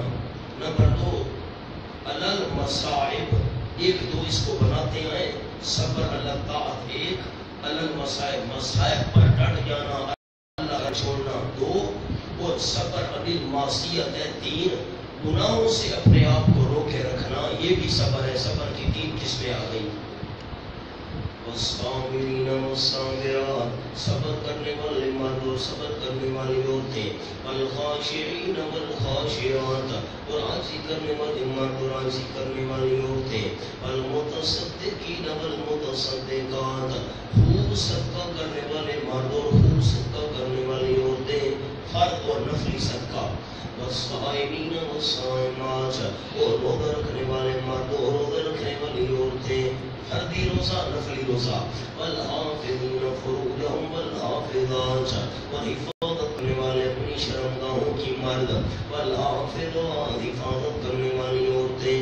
اب آپ نے غور کرنا ہے یہ فروجہم الحافظین کے ساتھ لگایا گیا، والحافظین فروجہم، حفاظت کرنے والے مرد اپنی شرمگاہوں کی، والحافظات فروجہن نہیں کہا، یہاں ساتھ ذکر نہیں کیا، اشارہ ہے خطرہ مرد کا زیادہ ہوتا ہے کہ وہ اس معاملے میں غلطی کرے گا بہت زیادہ، میں نے اشارہ کیا ہے۔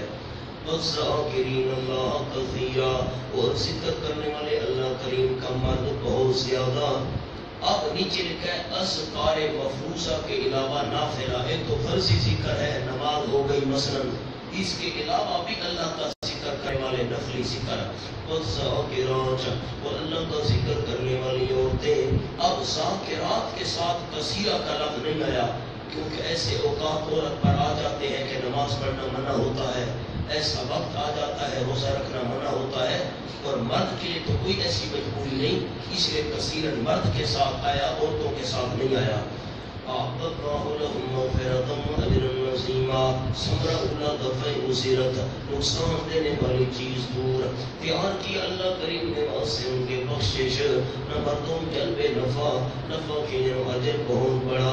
وما كان لمؤمن ولا مؤمنة إذا قضى الله ورسوله، تحدید پر ترک اطاعت، اگر تم نبی کی فرمانبرداری چھوڑ دو گے تو پھر اللہ نے دھمکی دی ہے۔ وما كان لمؤمن ولا مؤمنة إذا قضى الله، اس کے سامنے ایک چھوٹا سا جملہ لکھ لیں، موتا بننا کہتے ہیں منہ بولا بیٹا، موتا بننا کی طلاق یافتہ بیوی سے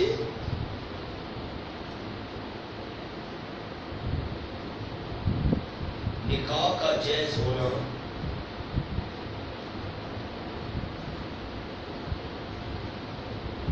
اللہ و رسول کا فیصلہ ہے۔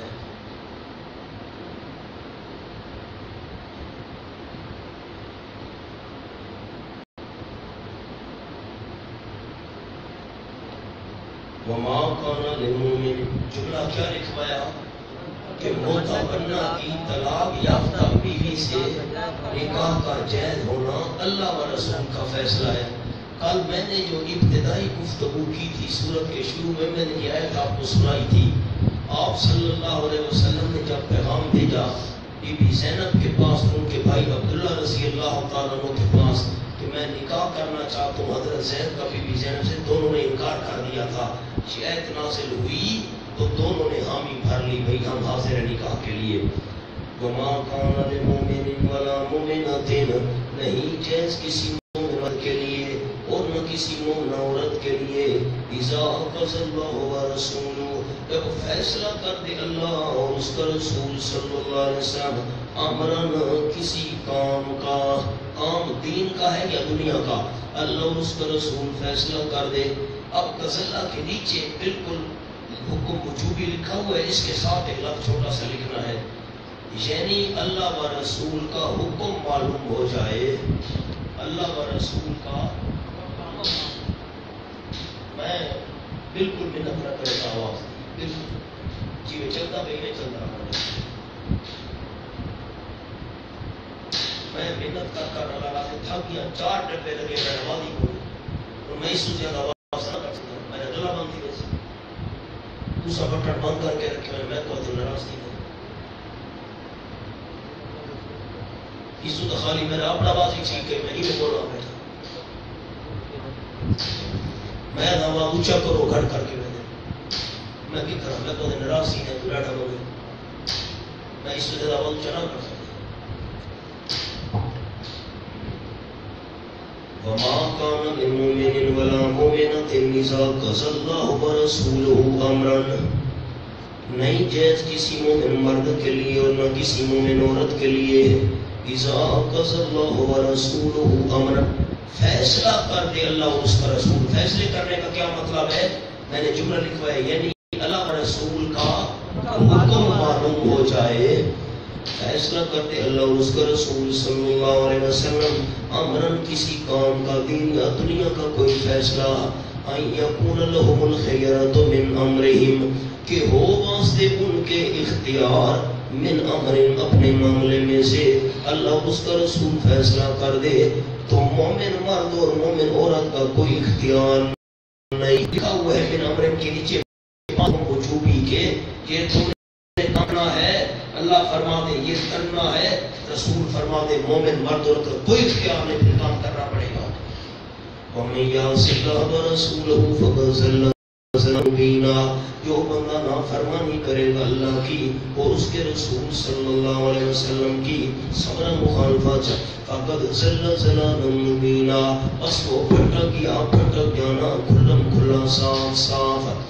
وَإِذْ تَقُولُ لِلَّذِي أَنْعَمَ اللَّهُ عَلَيْهِ وَأَنْعَمْتَ عَلَيْهِ أَمْسِكْ عَلَيْكَ زَوْجَكَ وَاتَّقِ اللَّهَ وَتُخْفِي فِي نَفْسِكَ مَا اللَّهُ مُبْدِيهِ، اوپر انگریزی والا 3 لکھیں۔ اب لفظ تو لکھا ہوا ہے زجر للنبی صلی اللہ علیہ وسلم، لیکن میں نے اصطلاحات میں کیا تھا ہم زجر کا لفظ استعمال نہیں کریں گے، ہم تنبیہ کا لفظ استعمال کریں گے آپ سے وسلم کے لیے۔ خطاب نمبر کرتا ہوں، فَإِذْ تَقُولُ لِلَّذِي أَنْعَمَ اللَّهُ عَلَيْهِ، جب آپ صلی اللہ علیہ وسلم فرما رہے تھے بطور فہمائش و مشورہ، اس کو سمجھاتے ہوئے مشورہ دیتے ہوئے، کس کو فرما رہے تھے؟ جس پر انعام کیا تھا اللہ کریم نے اور انعام کیا تھا آپ صلی اللہ علیہ وسلم نے۔ اللہ نے بھی احسان کیا، آپ صلی اللہ علیہ وسلم نے بھی احسان کیا۔ کیا فرما رہے تھے؟ امسک علیک زوجک، باندھ رکھ اپنے اوپر اپنی بیوی کو، حضرت زینب کو باندھ رکھ، واتق اللہ، اور اللہ کریم سے ڈرتا رہے کمی حقوق میں، وتخفی فی نفسک، آپ صلی اللہ علیہ وسلم چھپا رہے تھے اپنے دل میں، اس بات کو چھپا رہے تھے، اللہ مبدی، جس کو اللہ کریم ظاہر کرنے والا تھا، جس کو اللہ کریم ظاہر کرنے والا تھا۔ تخفی فی نفسک، اور تخفی فی نفسک کے اوپر ایک لفظ لکھنا ہے، اعتراضات،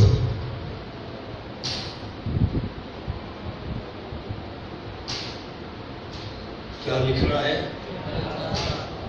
اعتراضات، تخفی فی نفسک ما اللہ مبدیہ، آپ صلی اللہ علیہ وسلم چھپا رہے تھے اپنے دل میں وہ اللہ مبدی، اللہ کریم ظاہر کرنے والا تھا اس کو۔ آخر میں اوپر ایک لفظ لکھا ہوا ہے، قولاً و فعلاً، اگر آپ کل والی میری گفتگو یاد کریں اور میری طرف دیکھیں تو میں دوبارہ جملہ دہرا دوں۔ جب حضرت زید آئے کہ میں طلاق دینا چاہتا ہوں، آپ بار بار حضرت زید کو روکتے تھے کہ طلاق نہ دے، کیوں؟ آپ کے دل میں بات یہ تھی، تخفی فی نفسک، آپ کے دل میں یہ بات تھی کہ اگر حضرت زید نے طلاق دے دی تو حضرت زینب کی دل جوئی کیسے ہوگی؟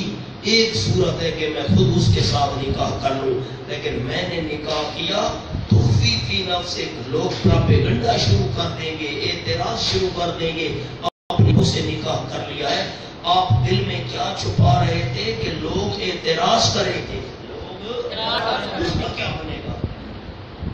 العیاذ باللہ، یہاں پر لوگوں نے کہہ دیا تخفی فی نفسک، آپ دل میں چھپاتے تھے زینب پر عشق ہوا تھا، محبت ہو گئی تھی، آپ معاذ اللہ زینب کے عشق اور محبت کو دل میں اندر سے عاشق تھے، معاذ اللہ اندر سے محبت تھی، اور آپ چاہتے تھے کہ زین طلاق دے، میں اس سے نکاح کروں، لیکن دل میں یہ بات چھپا، اوپر سے کہتے تھے معاذ اللہ طلاق نہ دے، دل میں تھا دے تھا۔ آپ صلی اللہ علیہ وسلم معاذ اللہ، آپ کے دل میں حضرت زینب کی محبت آ چکی تھی، دل میں زینب پر عشق آ چکا تھا، العیاذ باللہ۔ تخفی فی نفسک سے کیا مراد ہے؟ نبی پاک دل میں چھپاتے تھے زینب کی محبت. کیا چھپاتے تھے؟ کیا اعتراضات؟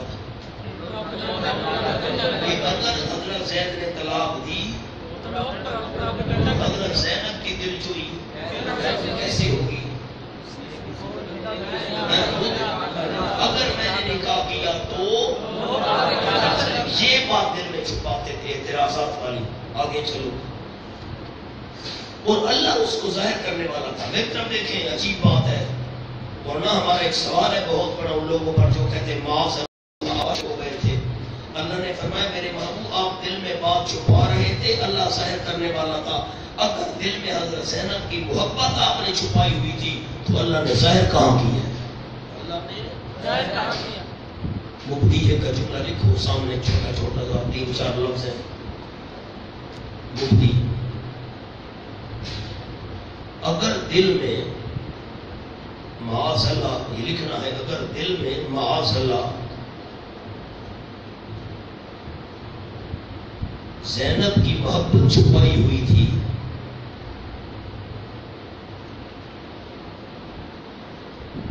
تو مبدی ہے اللہ نے ظاہر کہاں کی؟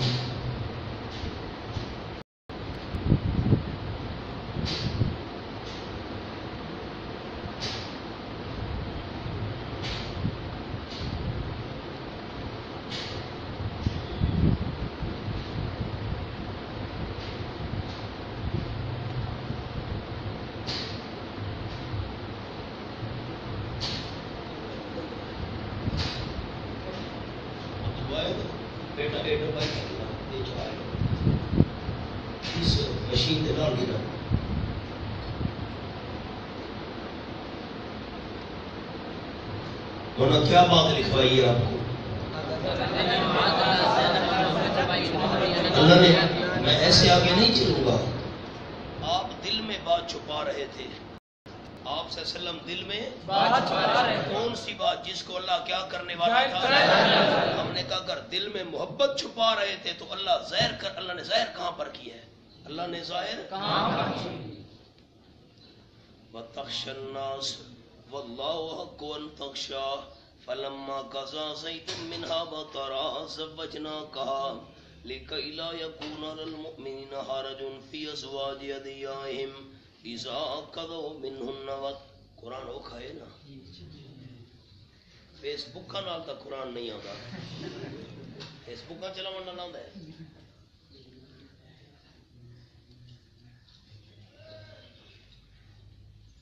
مولانا عدنان، یہ باتیں تقریر ہوتی ہیں، تقریروں میں تو ہوتی ہیں سادہ گفتگو، عوام ہوتی ہے نا، نماز روزہ مسئلہ توحید اصلاح معاشرہ، یہ باتیں، یہ تو علمی باتیں ہیں.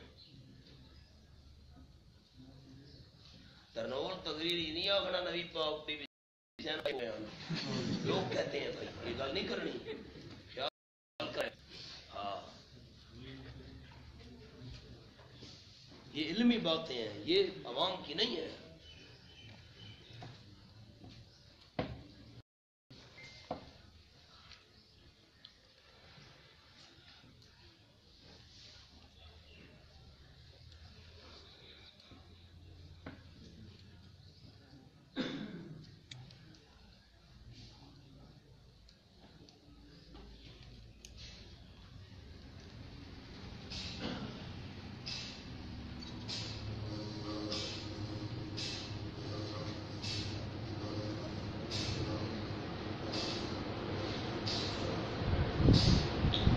مولانا اب حاشیے کو دیکھو.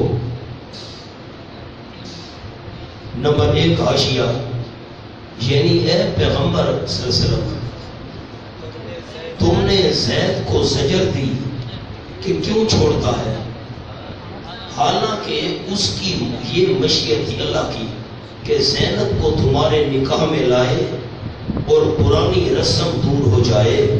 باقی لوگ بے شک مخالفت کریں گے لیکن ان کی مخالفت کا فکر نہ کرنا چاہیے.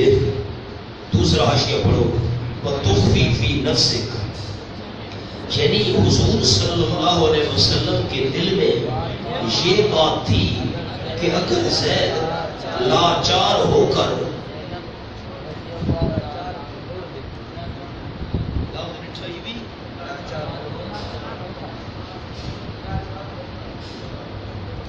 کہ زید لاچار ہو کر چھوڑ دے تو زینب رضی اللہ تعالیٰ کی دلجوئی بجز اس کے میں خود اس کے ساتھ نکاح کروں اور کوئی نہیں، اور اس سے مخالفت بہت اٹھے گی۔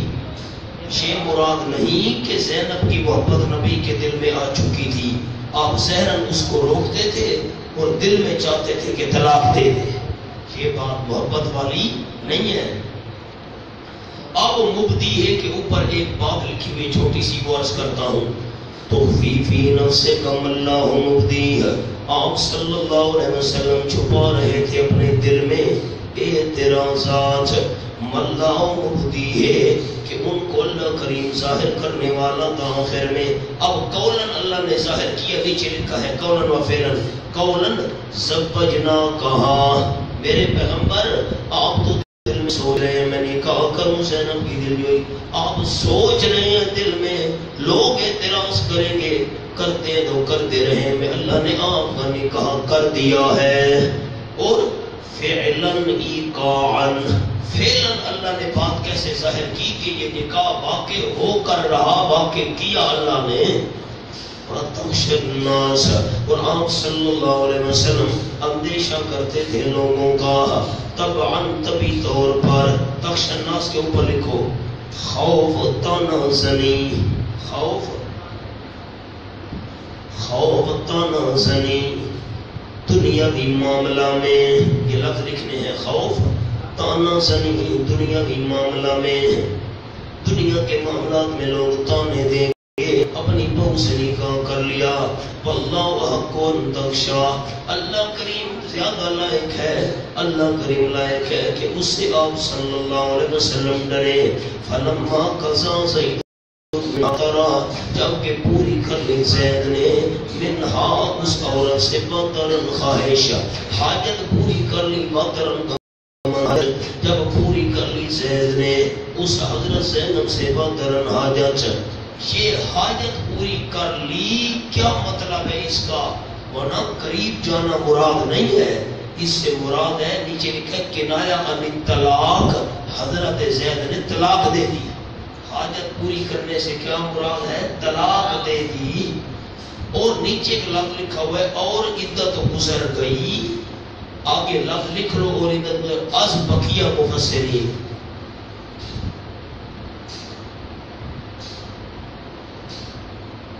کیا لفظ لکھنے ہیں؟ اور عدت گزر گئی از بقیہ مفسرین۔ اب مولا نیچے نوٹ دیکھو، آپ کے بعد حاشیے پر نوٹ لکھا ہوا ہے، جو حاشیے لکھا ہوا ہے قرآن پاک پر، نوٹ نیچے بی بی زینب کا مدخولہ ہونا حضرت زید سے ثابت نہیں، آگے لکھو جملہ، لہذا ان کی عدت نہیں تھی۔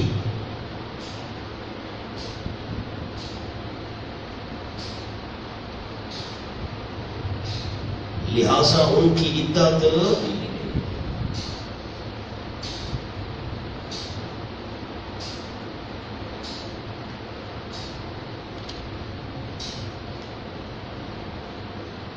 یہ حضرت صاحب رحمت اللہ علیہ کی تحقیق ہے۔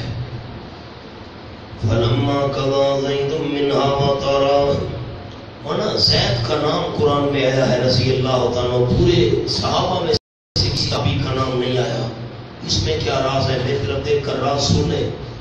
جب اللہ نے فرمایا کہ آئندہ اصل والد کے نام سے پکارا کرو، زید ابن محمد نہیں کہنا صلی اللہ علیہ وسلم، زید ابن حارثہ کہنا ہے، تو آپ صلی اللہ علیہ وسلم سے نسبت تو ختم ہو گئی نا زید ابن محمد والی صلی اللہ علیہ وسلم۔ پہلے تو لوگ زید ابن محمد کہا کرتے تھے صلی اللہ علیہ وسلم، جب یہ نسبت ختم ہوئی حضرت زید پریشان ہوئے، اللہ نے حضرت زید کی دلجوئی کے لیے ہمیشہ ہمیشہ کے لیے حضرت زید کا نام قرآن میں محفوظ کر دیا۔ زوجنا کہا، اب میں دو معنی کروں گا اس کے، جو مفسرین اس بات کے قائل ہیں کہ زمین پر نکاح ہوا تھا وہ معنی کرتے ہیں، جب حضرت زید نے طلاق دے دی، زوجنا کہا ہم نے آپ صلی اللہ علیہ وسلم کو نکاح کا حکم دیا، اس زینب سے نکاح کا حکم دیا۔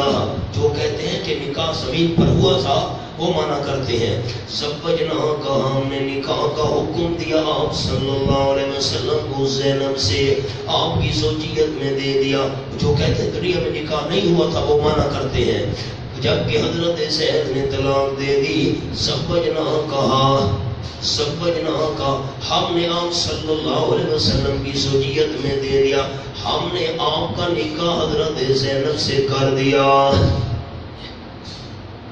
میں نے کل بھی عرض کیا تھا حضرت زینب فخر سے کہا کرتی تھی باقی امہات المومنین کو، تمہارا نکاح زمین پر ہوا اور میرا آسمانوں پر ہوا۔ اور میری طرف دیکھے میں جملہ سنا دوں، جب حضرت رقیہ رضی اللہ تعالیٰ عنہ فوت ہوئی، آپ صلی اللہ علیہ وسلم کی بیٹی حضرت عثمان کی گھر والی، حضرت عثمان رو رہے تھے، آپ نے پوچھا کیوں رو رہے ہو؟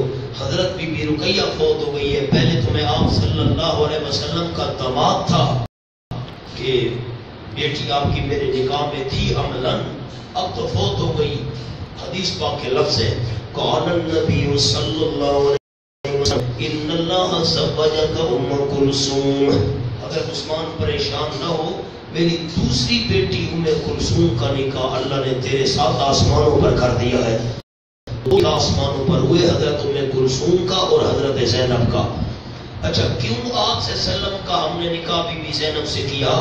لِكَيْ لَا يَكُونَ عَلَى الْمُؤْمِنِينَ حَرَجٌ فِي أَزْوَاجِ أَدْعِيَائِهِمْ، تاکہ نہ ہو مومنوں پر کوئی تنگی، حرجن کا معنی تنگی، نہ ہو مومنوں پر کوئی تنگی، فی ازواج ادعیائہم، منہ بولے بیٹوں کی بیویوں کے معاملے میں، منہ بولے بیٹے ادعیائہم، اپنے منہ بولے بیٹوں کے معاملے میں، ان کی بیویوں کے معاملے میں مومنوں پر تنگی نہ ہو۔ اب حرجن فی ازواج ادعیائہم کے نیچے ایک چھوٹے سے لفظ لکھنے ہیں 3-4، تاکہ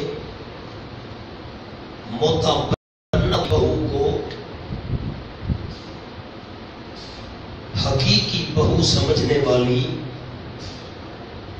رسم ختم ہو جائے۔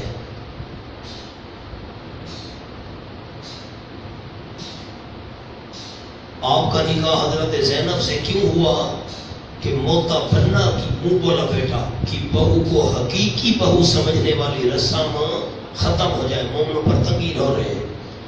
اِذَا قَضَوْا مِنْهُنَّ وَطَرًا، جب وہ پوری کر لیں ان عورتوں سے وَطَرًا حاجت، اِذَا قَضَوْا مِنْهُنَّ بلے کو یعنی طلاق دے دیں، وَكَانَ أَمْرُ اللَّهِ مَفْعُولًا، اور ہے حکم اللہ کریم کا کیا ہوا، نافذ ہو کر رہتا ہے، مفعول کا لفظ نافذ ہو کر رہتا ہے۔ ما کان علی النبی من حرج، خطاب نمبر 4 للنبی صلی اللہ علیہ وسلم، آپ صلی اللہ علیہ وسلم سے چوتھا خطاب۔ اس کے نیچے بالکل حاشیے پر جگہ ہے، تیر کا نشان لگا کر ایک جملہ لکھ لیں۔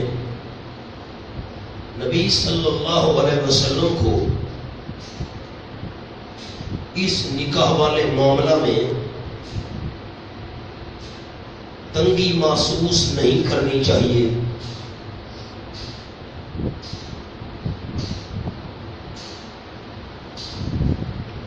نبی صلی اللہ علیہ وسلم کو اس نکاح والے معاملہ میں تنگی محسوس نہیں کرنی چاہیے، کیونکہ رسول صلی اللہ علیہ وسلم کی شان یہی ہے کہ اللہ سے ڈرے اور کسی کی پرواہ نہ کرے۔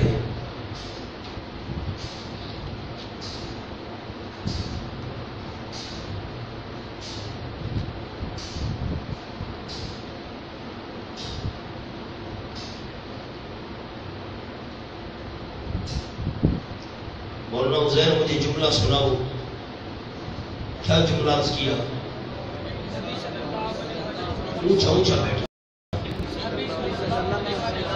نبی صلی اللہ علیہ وسلم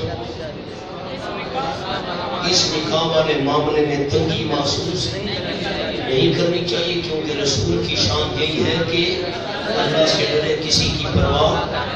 ما کان علی النبی من حرج، جواب طعن کہ جو لوگ تانے دے رہے ہیں، خطاب نبی صلی اللہ علیہ وسلم۔ اب مولا اس آیت کے اوپر ایک جملہ لکھو، نبی صلی اللہ علیہ وسلم پر تانا زنی نہ کرو، ان کو رسم توڑنے کا حکم میں نے دیا ہے۔ نبی صلی اللہ علیہ وسلم پر تانا زانی نہ کرو، تانا زنی نہ کرو، ان کو رسم توڑنے کا حکم میں نے دیا ہے۔ یہ دوسرا جملہ بھی آ گیا، ما کان للنبی من حرج، نہیں نبی صلی اللہ علیہ وسلم پر من حرج کچھ تنگی۔ اب حرج کے میں 3 معنی کرتا ہوں۔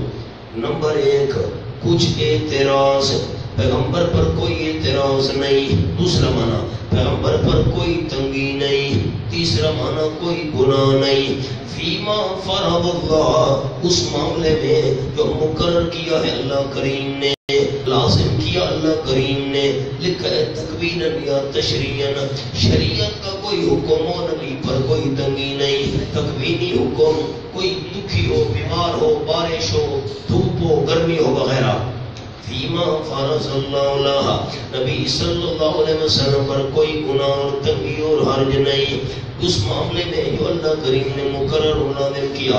سنت اللہ فی الذین خلو من قبل، طریقہ ہے اللہ کریم کا ان لوگوں میں جو گزر چکے ہیں اس سے پہلے، یعنی انبیاء علیہ السلام۔ یہ تو طریقہ پہلے انبیاء میں بھی چلا آیا ہے۔ اللہ جو حکم دے کوئی پیغمبر تنگی محسوس نہیں کرتا تھا۔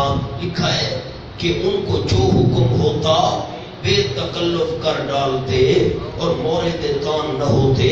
اسی طرح حضرت بھی جیسے پچھلے انبیاء پر کوئی تنگی اللہ نے نہیں بنائی تھی، آپ کے لیے بھی کوئی تنگی نہیں۔ وَكَانَ أَمْرُ اللَّهِ قَدْرًا مَقْدُورًا، اور ہے حکم اللہ کریم کا اندازے پر مقرر کیا ہوا۔ الَّذِينَ يُبَلِّغُونَ رِسَالَاتِ اللَّهِ، سبحان اللہ، صفتاں کے الذین خلو کی، وہ پہلے جو گزر چکے انبیاء علیہ السلام کا حال سنو۔ الذین یبلغون رسالات اللہ، وہ جو پہلے انبیاء علیہ السلام تھے وہ تبلیغ کیا کرتے تھے اللہ کے پیغامات کی۔ رسالات پیغامات، لکھا ہے قولی بھی فعلی بھی، زبانی بھی تبلیغ کرتے تھے، عملاً بھی کر کے دکھاتے تھے۔ لہٰذا آپ بھی تبلیغ فعلی فرمائیں اور سمجھو، ایک ہے تبلیغ قولی زبان سے بات کہہ دینا، ایک ہے تبلیغ فعلی عمل کر کے دکھا دینا۔ میں ایک مثال سناتا ہوں چھوٹی سی عملی تبلیغ والی۔ حدیبیہ کے مقام پر جب صلح ہوئی تو مسلمان بہت پریشان تھے کہ ہم بغیر عمرے کے واپس جا رہے ہیں، کیونکہ شرط لکھی گئی تھی اس سال تم نے عمرہ نہیں کرنا، واپس جاؤ۔ مولانا صرف 8 میل کا فاصلہ ہے حدیبیہ کا۔ 8 میل کیا چیز ہے، 12 کلومیٹر بنتے ہیں۔ مقام شمیسی آج کل اس کو کہتے ہیں، بڑی بہترین جگہ ہے، وہاں ہوٹل بنے ہوئے ہیں، ہم وہاں آتے جاتے ہمیشہ ٹھہرتے ہیں۔ تو بالکل مکہ شریف قریب ہے۔ اتنا لمبا سفر کر کے آئے، تقریباً 450 کلومیٹر سفر بنتا ہے مدینہ طیبہ کا مکہ شریف سے، اور 12 اس میں سے نکال لو، سارا سفر تو کر چکے تھے صحابہ، یہاں آ کر گویا کہ مکہ کے قریب سے ہو کر واپس جا رہے ہیں، بڑے پریشان تھے۔ آپ صلی اللہ علیہ وسلم نے فرمایا جو تم کے جانور ساتھ رہے وہ ذبح کر دو، بڑھواؤ، احرام کھولو۔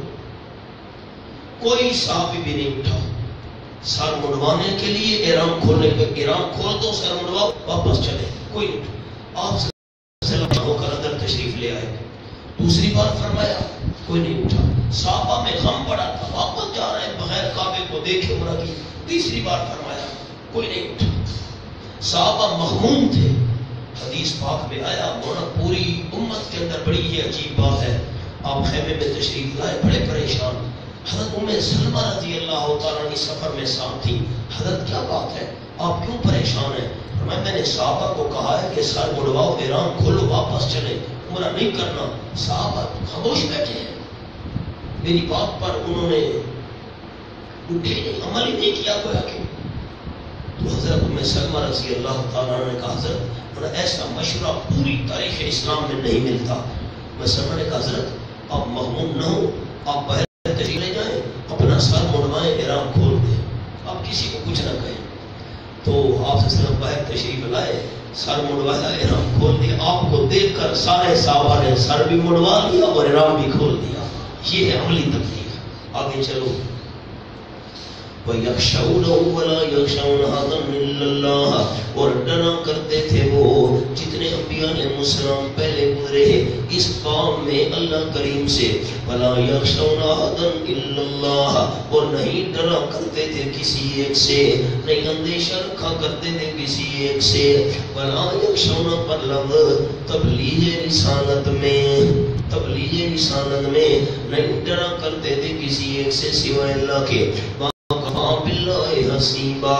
اور کافی اللہ کریم حساب لینے والا. حسیباً پر لفظ طعن کرنے والوں سے جو طعن زنی کریں گے کہ پیغمبر نے بہو سے نکاح کر لیا.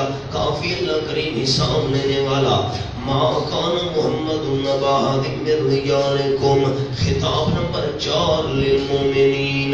4 نہیں لکھا ہوا, میں تو سب کو لکھ کر نہیں دے سکتا. خطاب نمبر 4 للمؤمنین. ما کان محمد نبا احد من رجالکم. نفی ابوت جسمانیہ. میرا پیغمبر جسمانی طور پر کسی کا باپ نہیں. ما کان محمد ابا احد من رجالکم. نہیں آپ صلی اللہ علیہ وسلم والد کسی ایک کے تمہارے مردوں میں سے کسی ایک مرد کے والد نہیں ہیں. اب ابا احد من رجالکم اسی کے اوپر لفظ لکھنے ہیں چھوٹے سے 2-3. تو زید کی مطلقہ طلاق یافتہ, زید کی مطلقہ سے نکاح میں کیا خرابی ہے؟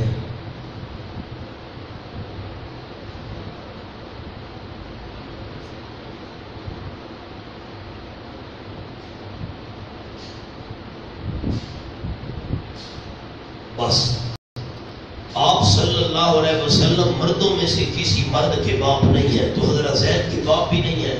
جب حضرت زید کے باپ بھی نہیں ہے, زینب آپ کی حقیقی بہو ہی نہیں ہے, تو اسے نکاح جائز ہے. ورنہ آپ صلی اللہ علیہ وسلم کے 3 بیٹے تھے. یہ ذہن میں رکھنا بات. بڑے بیٹے کا نام تھا قاسم, بیٹے کا نام تھا عبداللہ. اسی عبداللہ طیب کہا جاتا ہے. یہ ذہن میں رکھنا بات. لوگوں کو مغالطہ لگ جاتا ہے. آپ صلی اللہ علیہ وسلم کے بیٹے 3 تھے, قاسم 1, عبداللہ 2. اسی عبداللہ کو طاہر الطیب کا لقب ملا ہوا ہے. اور تیسرا بیٹا ابراہیم جو مدینہ طیبہ میں فوت ہوا تھا 7 سال کی عمر میں. تو جتنے آپ کے بچے تھے 3 کے 3, بیٹیاں تو 4 تھیں, لیکن آپ کے بیٹے بچپن میں فوت ہو گئے. اور رجل کہتے ہیں بالغ مرد کو, رجل کہتے ہیں رجال, رجل کی جمع بالغ مرد. چونکہ بیٹے بچپن میں فوت ہو گئے, کوئی بھی رجل رجال بلوغت تک نہ پہنچ سکا, تو آپ صلی اللہ علیہ وسلم مردوں میں کسی مرد کے باپ نہیں ہے. حضرت زید کے باپ نہیں ہے, حضرت زینب حقیقی بہو نہیں ہے, اسے نکاح جائز ہے. وَلَٰكِن رسول اللہ, لیکن آپ صلی اللہ علیہ وسلم اللہ کے رسول ہیں. پہلے ماکانہ پر لکھا ہے نفی ابوت جسمانیہ, جسمانی طور پر تو آپ صلی اللہ علیہ وسلم کسی مرد کے باپ نہیں ہیں. لیکن لیکن رسول اللہ, لیکن اللہ کے رسول ہیں. ابوت روحانیہ, روحانی طور پر پیغمبر پوری امت کا باپ ہوتا ہے. اللہ کے رسول جو ہے روحانی طور پر امت کے باپ ہیں. اور پھر وخاتم النبیین, خصوصی شان لکھا کمال ابوت روحانیہ, روحانی طور پر ابا جان ہے. اور اس میں بھی سب سے بڑا کمال, کیونکہ آپ کے بعد اللہ کوئی نیا نبی نہیں بنائے گا, آپ آخری پیغمبر ہیں. چونکہ نیا نبی آپ کے بعد بنانا نہیں, تو آپ صلی اللہ علیہ وسلم کے اندر روحانی ابوت اللہ نے سب سے زیادہ کمال والی رکھی ہے. وَقَانَ اللَّهُ بِكُلِّ شَيْءٍ عَلِيمًا. النبیین پر لکھا ہے الف لام استغراق, سارے کے سارے انبیاء علیہ السلام ان کے آخر میں آپ صلی اللہ علیہ وسلم. خاتم النبیین پر 2 لفظ خصوصی شان, ایک اور لفظ خاتم النبیین پر دوسرا لفظ اشارہ کمال شفقت, اشارہ کمال شفقت. وخاتم النبیین, آپ صلی اللہ علیہ وسلم سارے نبیوں کے کی آخر پر ہیں، اس لیے اللہ کریم نے ہم میں شفقت بھی اعلیٰ درجے کی رکھی ہے۔ وَقَانَ اللَّهُ بِكُلِّ شَيْءٍ عَلِيمًا۔ جواب سوال مقدر کہ نبوت تو فضل ہے جاری رہے، یہ سوال ہے، سوال نبوت تو فضل ہے جاری رہنا، فرمایا نہیں وَقَانَ اللَّهُ بِكُلِّ شَيْءٍ عَلِيمًا، ہے اللہ کریم تمام چیزوں پہ علم رکھنے والا، ہر ایک چیز کو جاننے والا ہے۔ علیمن کا جملہ کہ اب نبوت بند کرنی چاہیے، کہ اب نبوت بند کرنی چاہیے۔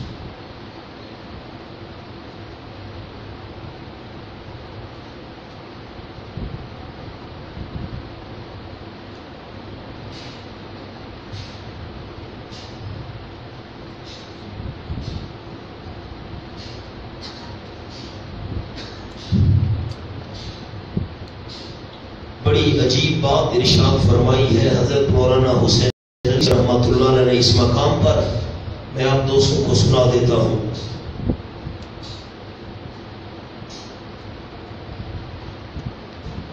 ہر سال جناب نگر میں ختم نبوت کانفرنس ہوتی ہے، تو اس سال تو میں حج پر تھا، 7 ستمبر کو ہوئی، میں نے معذرت کی تھی وہاں حاضر ہونے سے، پچھلے سال اس سے پچھلے سال اس سے پہلے تو مختلف جماعتوں کے علماء کرام ہوتے ہیں، تو اپنی جماعت کی نمائندگی میں کرتا ہوں، تو ایک مرتبہ میں نے ما کان محمد ابا الرجال کو اس کا ربط بیان کیا۔ حضرت مولانا حسین علی صاحب رحمۃ اللہ والا، آپ یقین کریں کہ بڑے بڑے علماء ششدر رہ گئے، موضوع بھی ختم نبوت تھا کانفرنس کا، وہاں ہوتی ہے چناب نگر میں جہاں قادیانی زیادہ ہیں، تو میں آپ کو رب سنانے لگا ہوں۔ حضرت مولانا حسین علی صاحب رحمۃ اللہ علیہ نے فرمایا کہ اللہ نے فرمایا ما کان محمد ابا احد من رجالکم، آپ صلی اللہ علیہ وسلم مردوں میں سے کسی مرد کے باپ نہیں ہیں، تو حضرت زید کے بھی باپ نہیں ہیں، لہٰذا حضرت زینب آپ کی حقیقی بہو نہیں ہے، اس سے آپ کا نکاح درست ہے۔ سوال،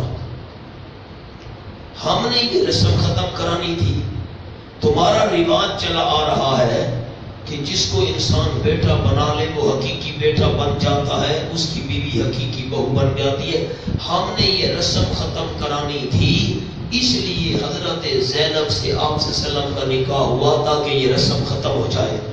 سوال، انہوں نے کہا اگر تم نے یہ رسم ختم کرانی تھی کہ منہ بولا بیٹا حقیقی بیٹا نہیں بنتا، اس کی بیوی حقیقی بہو نہیں بنتی، کسی اور سے ختم کرا دیتے، یہ رسم کسی اور سے ختم کرا دیتے۔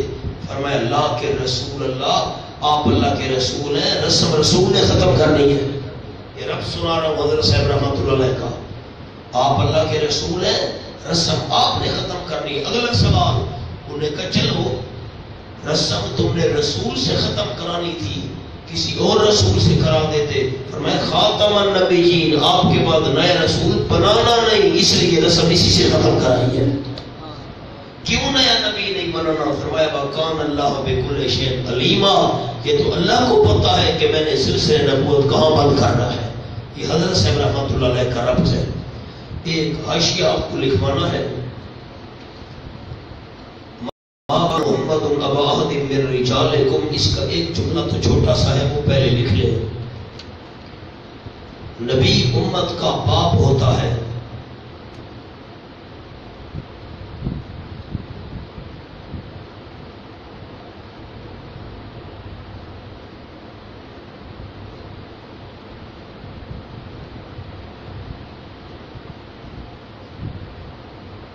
ابوت کی نفی سے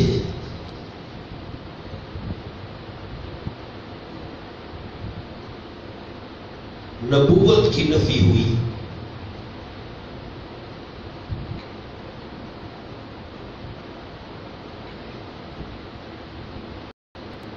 کیا جملہ ہے سمجھو، نبی امت کا باپ ہوتا ہے، اللہ نے فرمایا آپ باپ نہیں ہیں، مطلب اس کا مطلب تو یہ نبی امت کا باپ ہوتا ہے، آپ باپ نہیں ہیں تو پھر نبی بھی نہیں ہے۔ جواب، لا کہ رسول اللہ. لکھو جواب.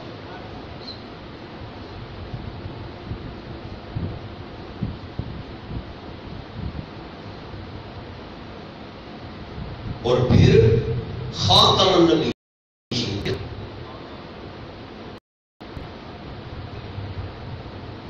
کہ آپ کی ابوت روحانیہ سب سے زیادہ کمال والی ہے.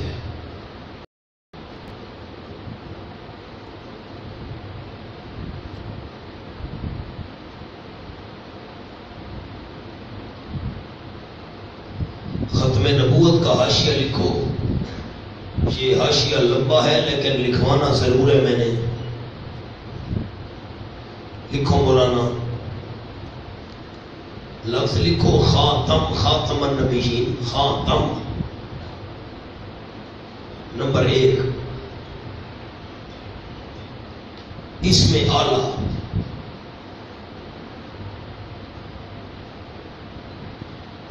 آسان لفظ ہیں, آسان عربی میں لکھنے ہیں. اس میں اعلیٰ لکھ لیا. آگے میم الما ما یختم بہی الشیء. عبارت یوں بنی ما یختم بہی شیء. یوں عبارت بنی ما یختم بہی شیء. اعلیٰ کس کو کہتے ہیں؟ چیز کو. وہ ما یختم بہ. خاتم کس کو کہتے ہیں؟ وہ مہر جس کے ذریعے مہر لگائی جائے. وہ چیز جس کے ذریعے مہر لگائی جائے. آگے لکھے عرب والے دستاویز لکھ کر آخر میں مہر لگاتے تھے.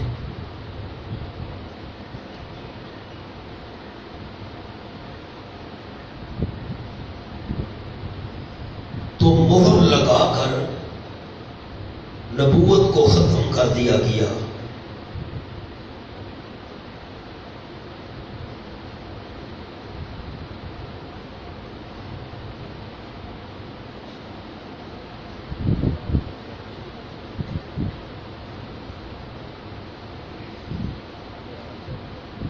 کیا چکلا لکھوایا؟ زبان کے تالے کھولو مولانا. ایک مجھے سپیکر نے پریشان کیا ہے, دوسرا آپ پریشان کرتے ہیں. میں آپ کا ملازم ہوں, سب کچھ میرے ذمہ ہے.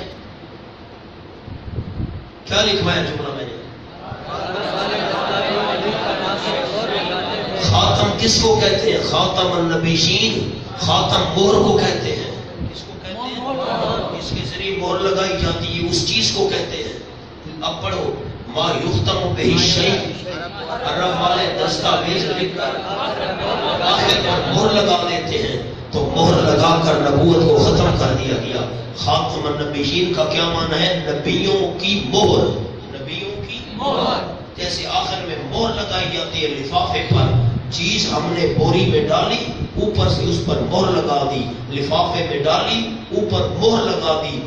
باہر والی اندر نہیں آ سکتی, اندر والی باہر نہیں جا سکتی. یہ تھیلا ہے, مہر لگا دی. جو نبی بن گئے ان کی نبوت ختم نہیں ہو سکتی. جو باہر ہیں وہ نبوت والی جگہ میں جا نہیں سکتے. مہر لگ گئی. نمبر 2 لکھو. نمبر 2 خاتم.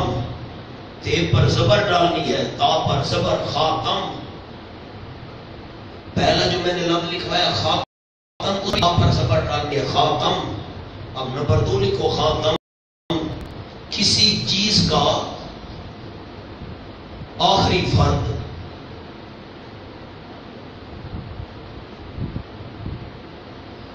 دوسرا خاتم کا ہم نے کیا کیا؟ کسی چیز کا آخری فرد. مثلا جو طالب علم آخر میں آئے وہ آخر الطلبہ. طلبہ میں سے آخر, وہ آخر الطلبہ.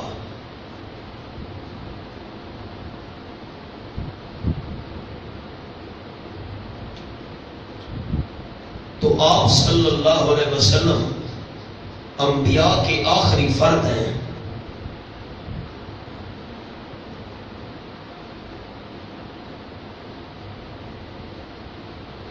نمبر 3، اب لکھو خاتم، نیچے زیر ڈالنی ہے، خاتم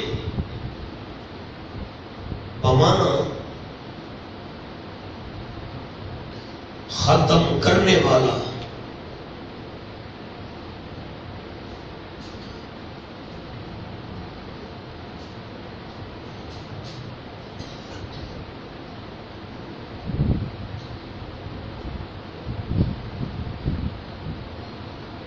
یہ وہی معنی ہے جو خاتم کا دوسرا ہے، خاتم تا پر زبر ڈالنی ہے، یہ وہی معنی ہے جو خاتم کا دوسرا معنی ہے۔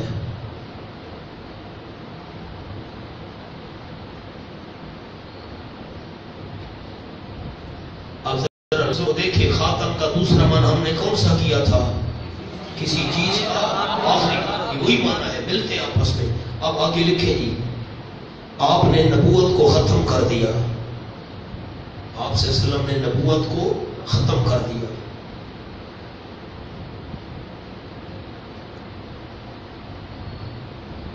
سوال، خاتم المرسلین نہیں کہا،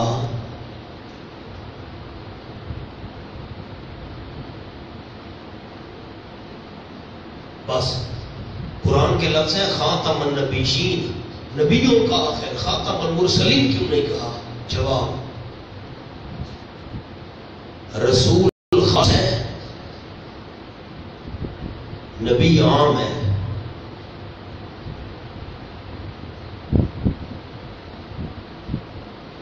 خاتم النبیین کہا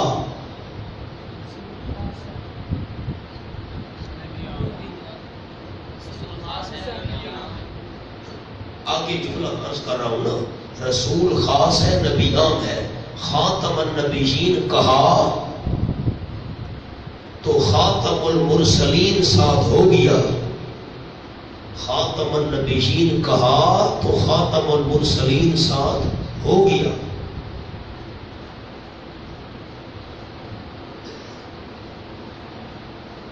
کیونکہ ہر رسول نبی ہوتا ہے،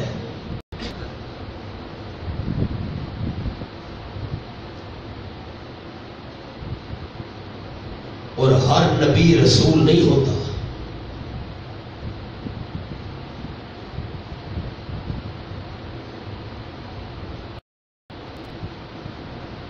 نمبر 2، عیسیٰ علیہ السلام کا آنا اس کے خلاف نہیں، کیونکہ ان کو نبوت آپ سے پہلے ملی تھی۔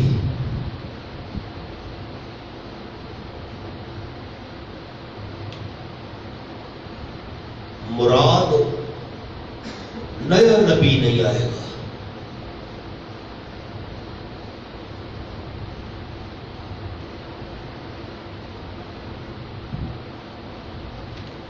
حاشیہ مکمل ہو گیا۔ جو ساتھی نہیں لکھ سکے کوئی حرج نہیں، جس ساتھی نے لکھا ہے اس کے ساتھ دیکھ لیں،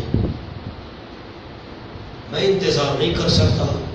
لفظ کیا ہے آیت میں؟ خاتم النبیین۔ ہونا میری طرف تھوڑی سی وقت دیر کے لیے دیکھ لو۔ قادیانی کہتے ہیں بے ایمان کہ آپ صلی اللہ علیہ وسلم نبیوں پر مہر ہے، جس پر آپ صلی اللہ علیہ وسلم مہر لگاتے جائیں گے وہ نبی بنتا جائے گا۔ واہ بھائی واہ!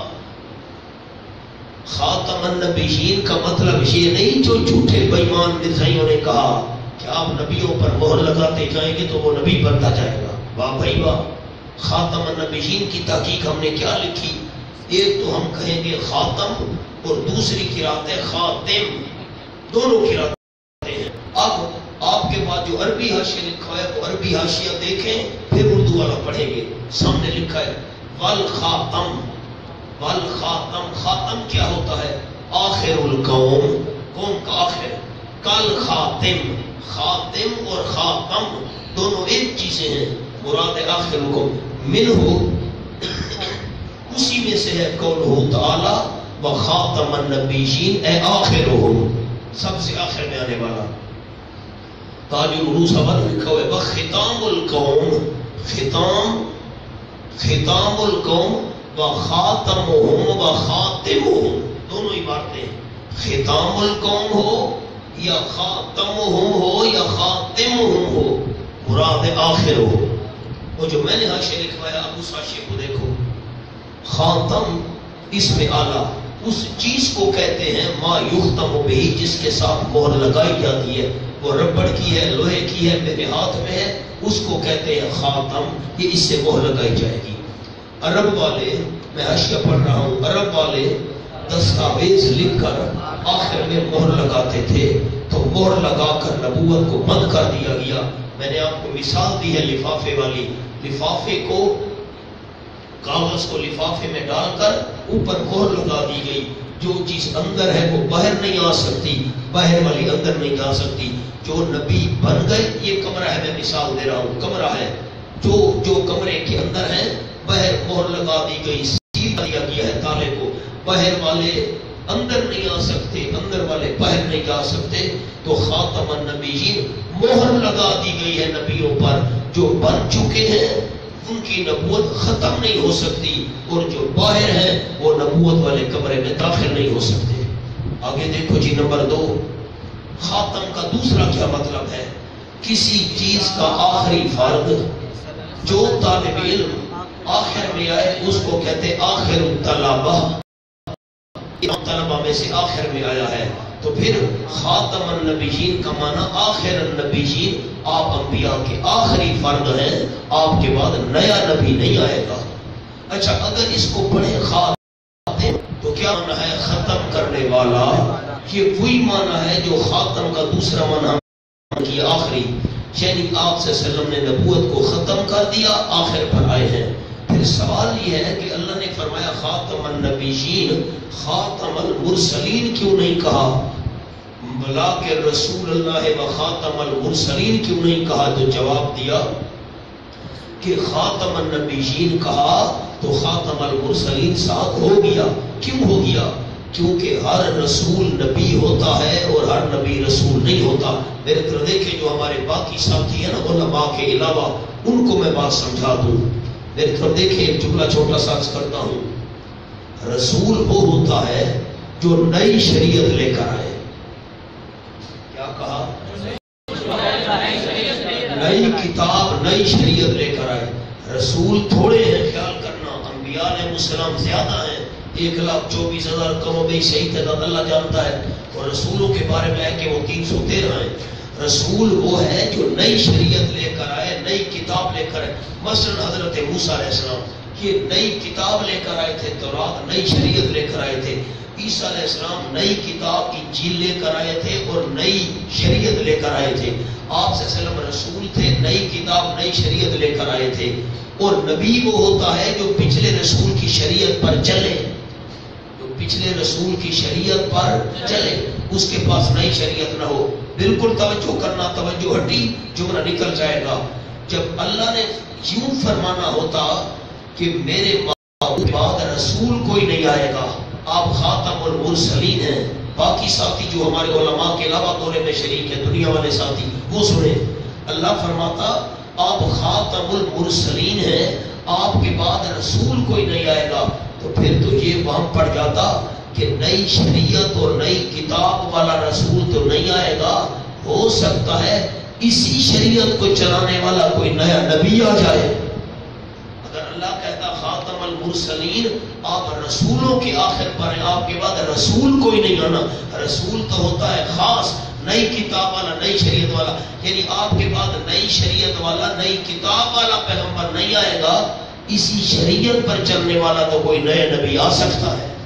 اس لیے خاتم النبیین کہا کہ اس شریعت کو چلانے والا، اسی شریعت پر چلنے والا کوئی نیا نبی نہیں آئے گا۔ جب نیا نبی نہیں آئے گا تو نئی شریعت والا رسول کیسے آ سکتا ہے؟ اچھا جی، یہ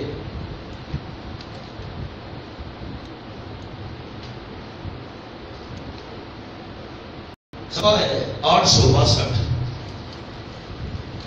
یہ اس کے بعد لکھیں گے وضو کر لو، رکوع مکمل ہو گیا، پھر عشر کے بعد توبہ وضو کر لو.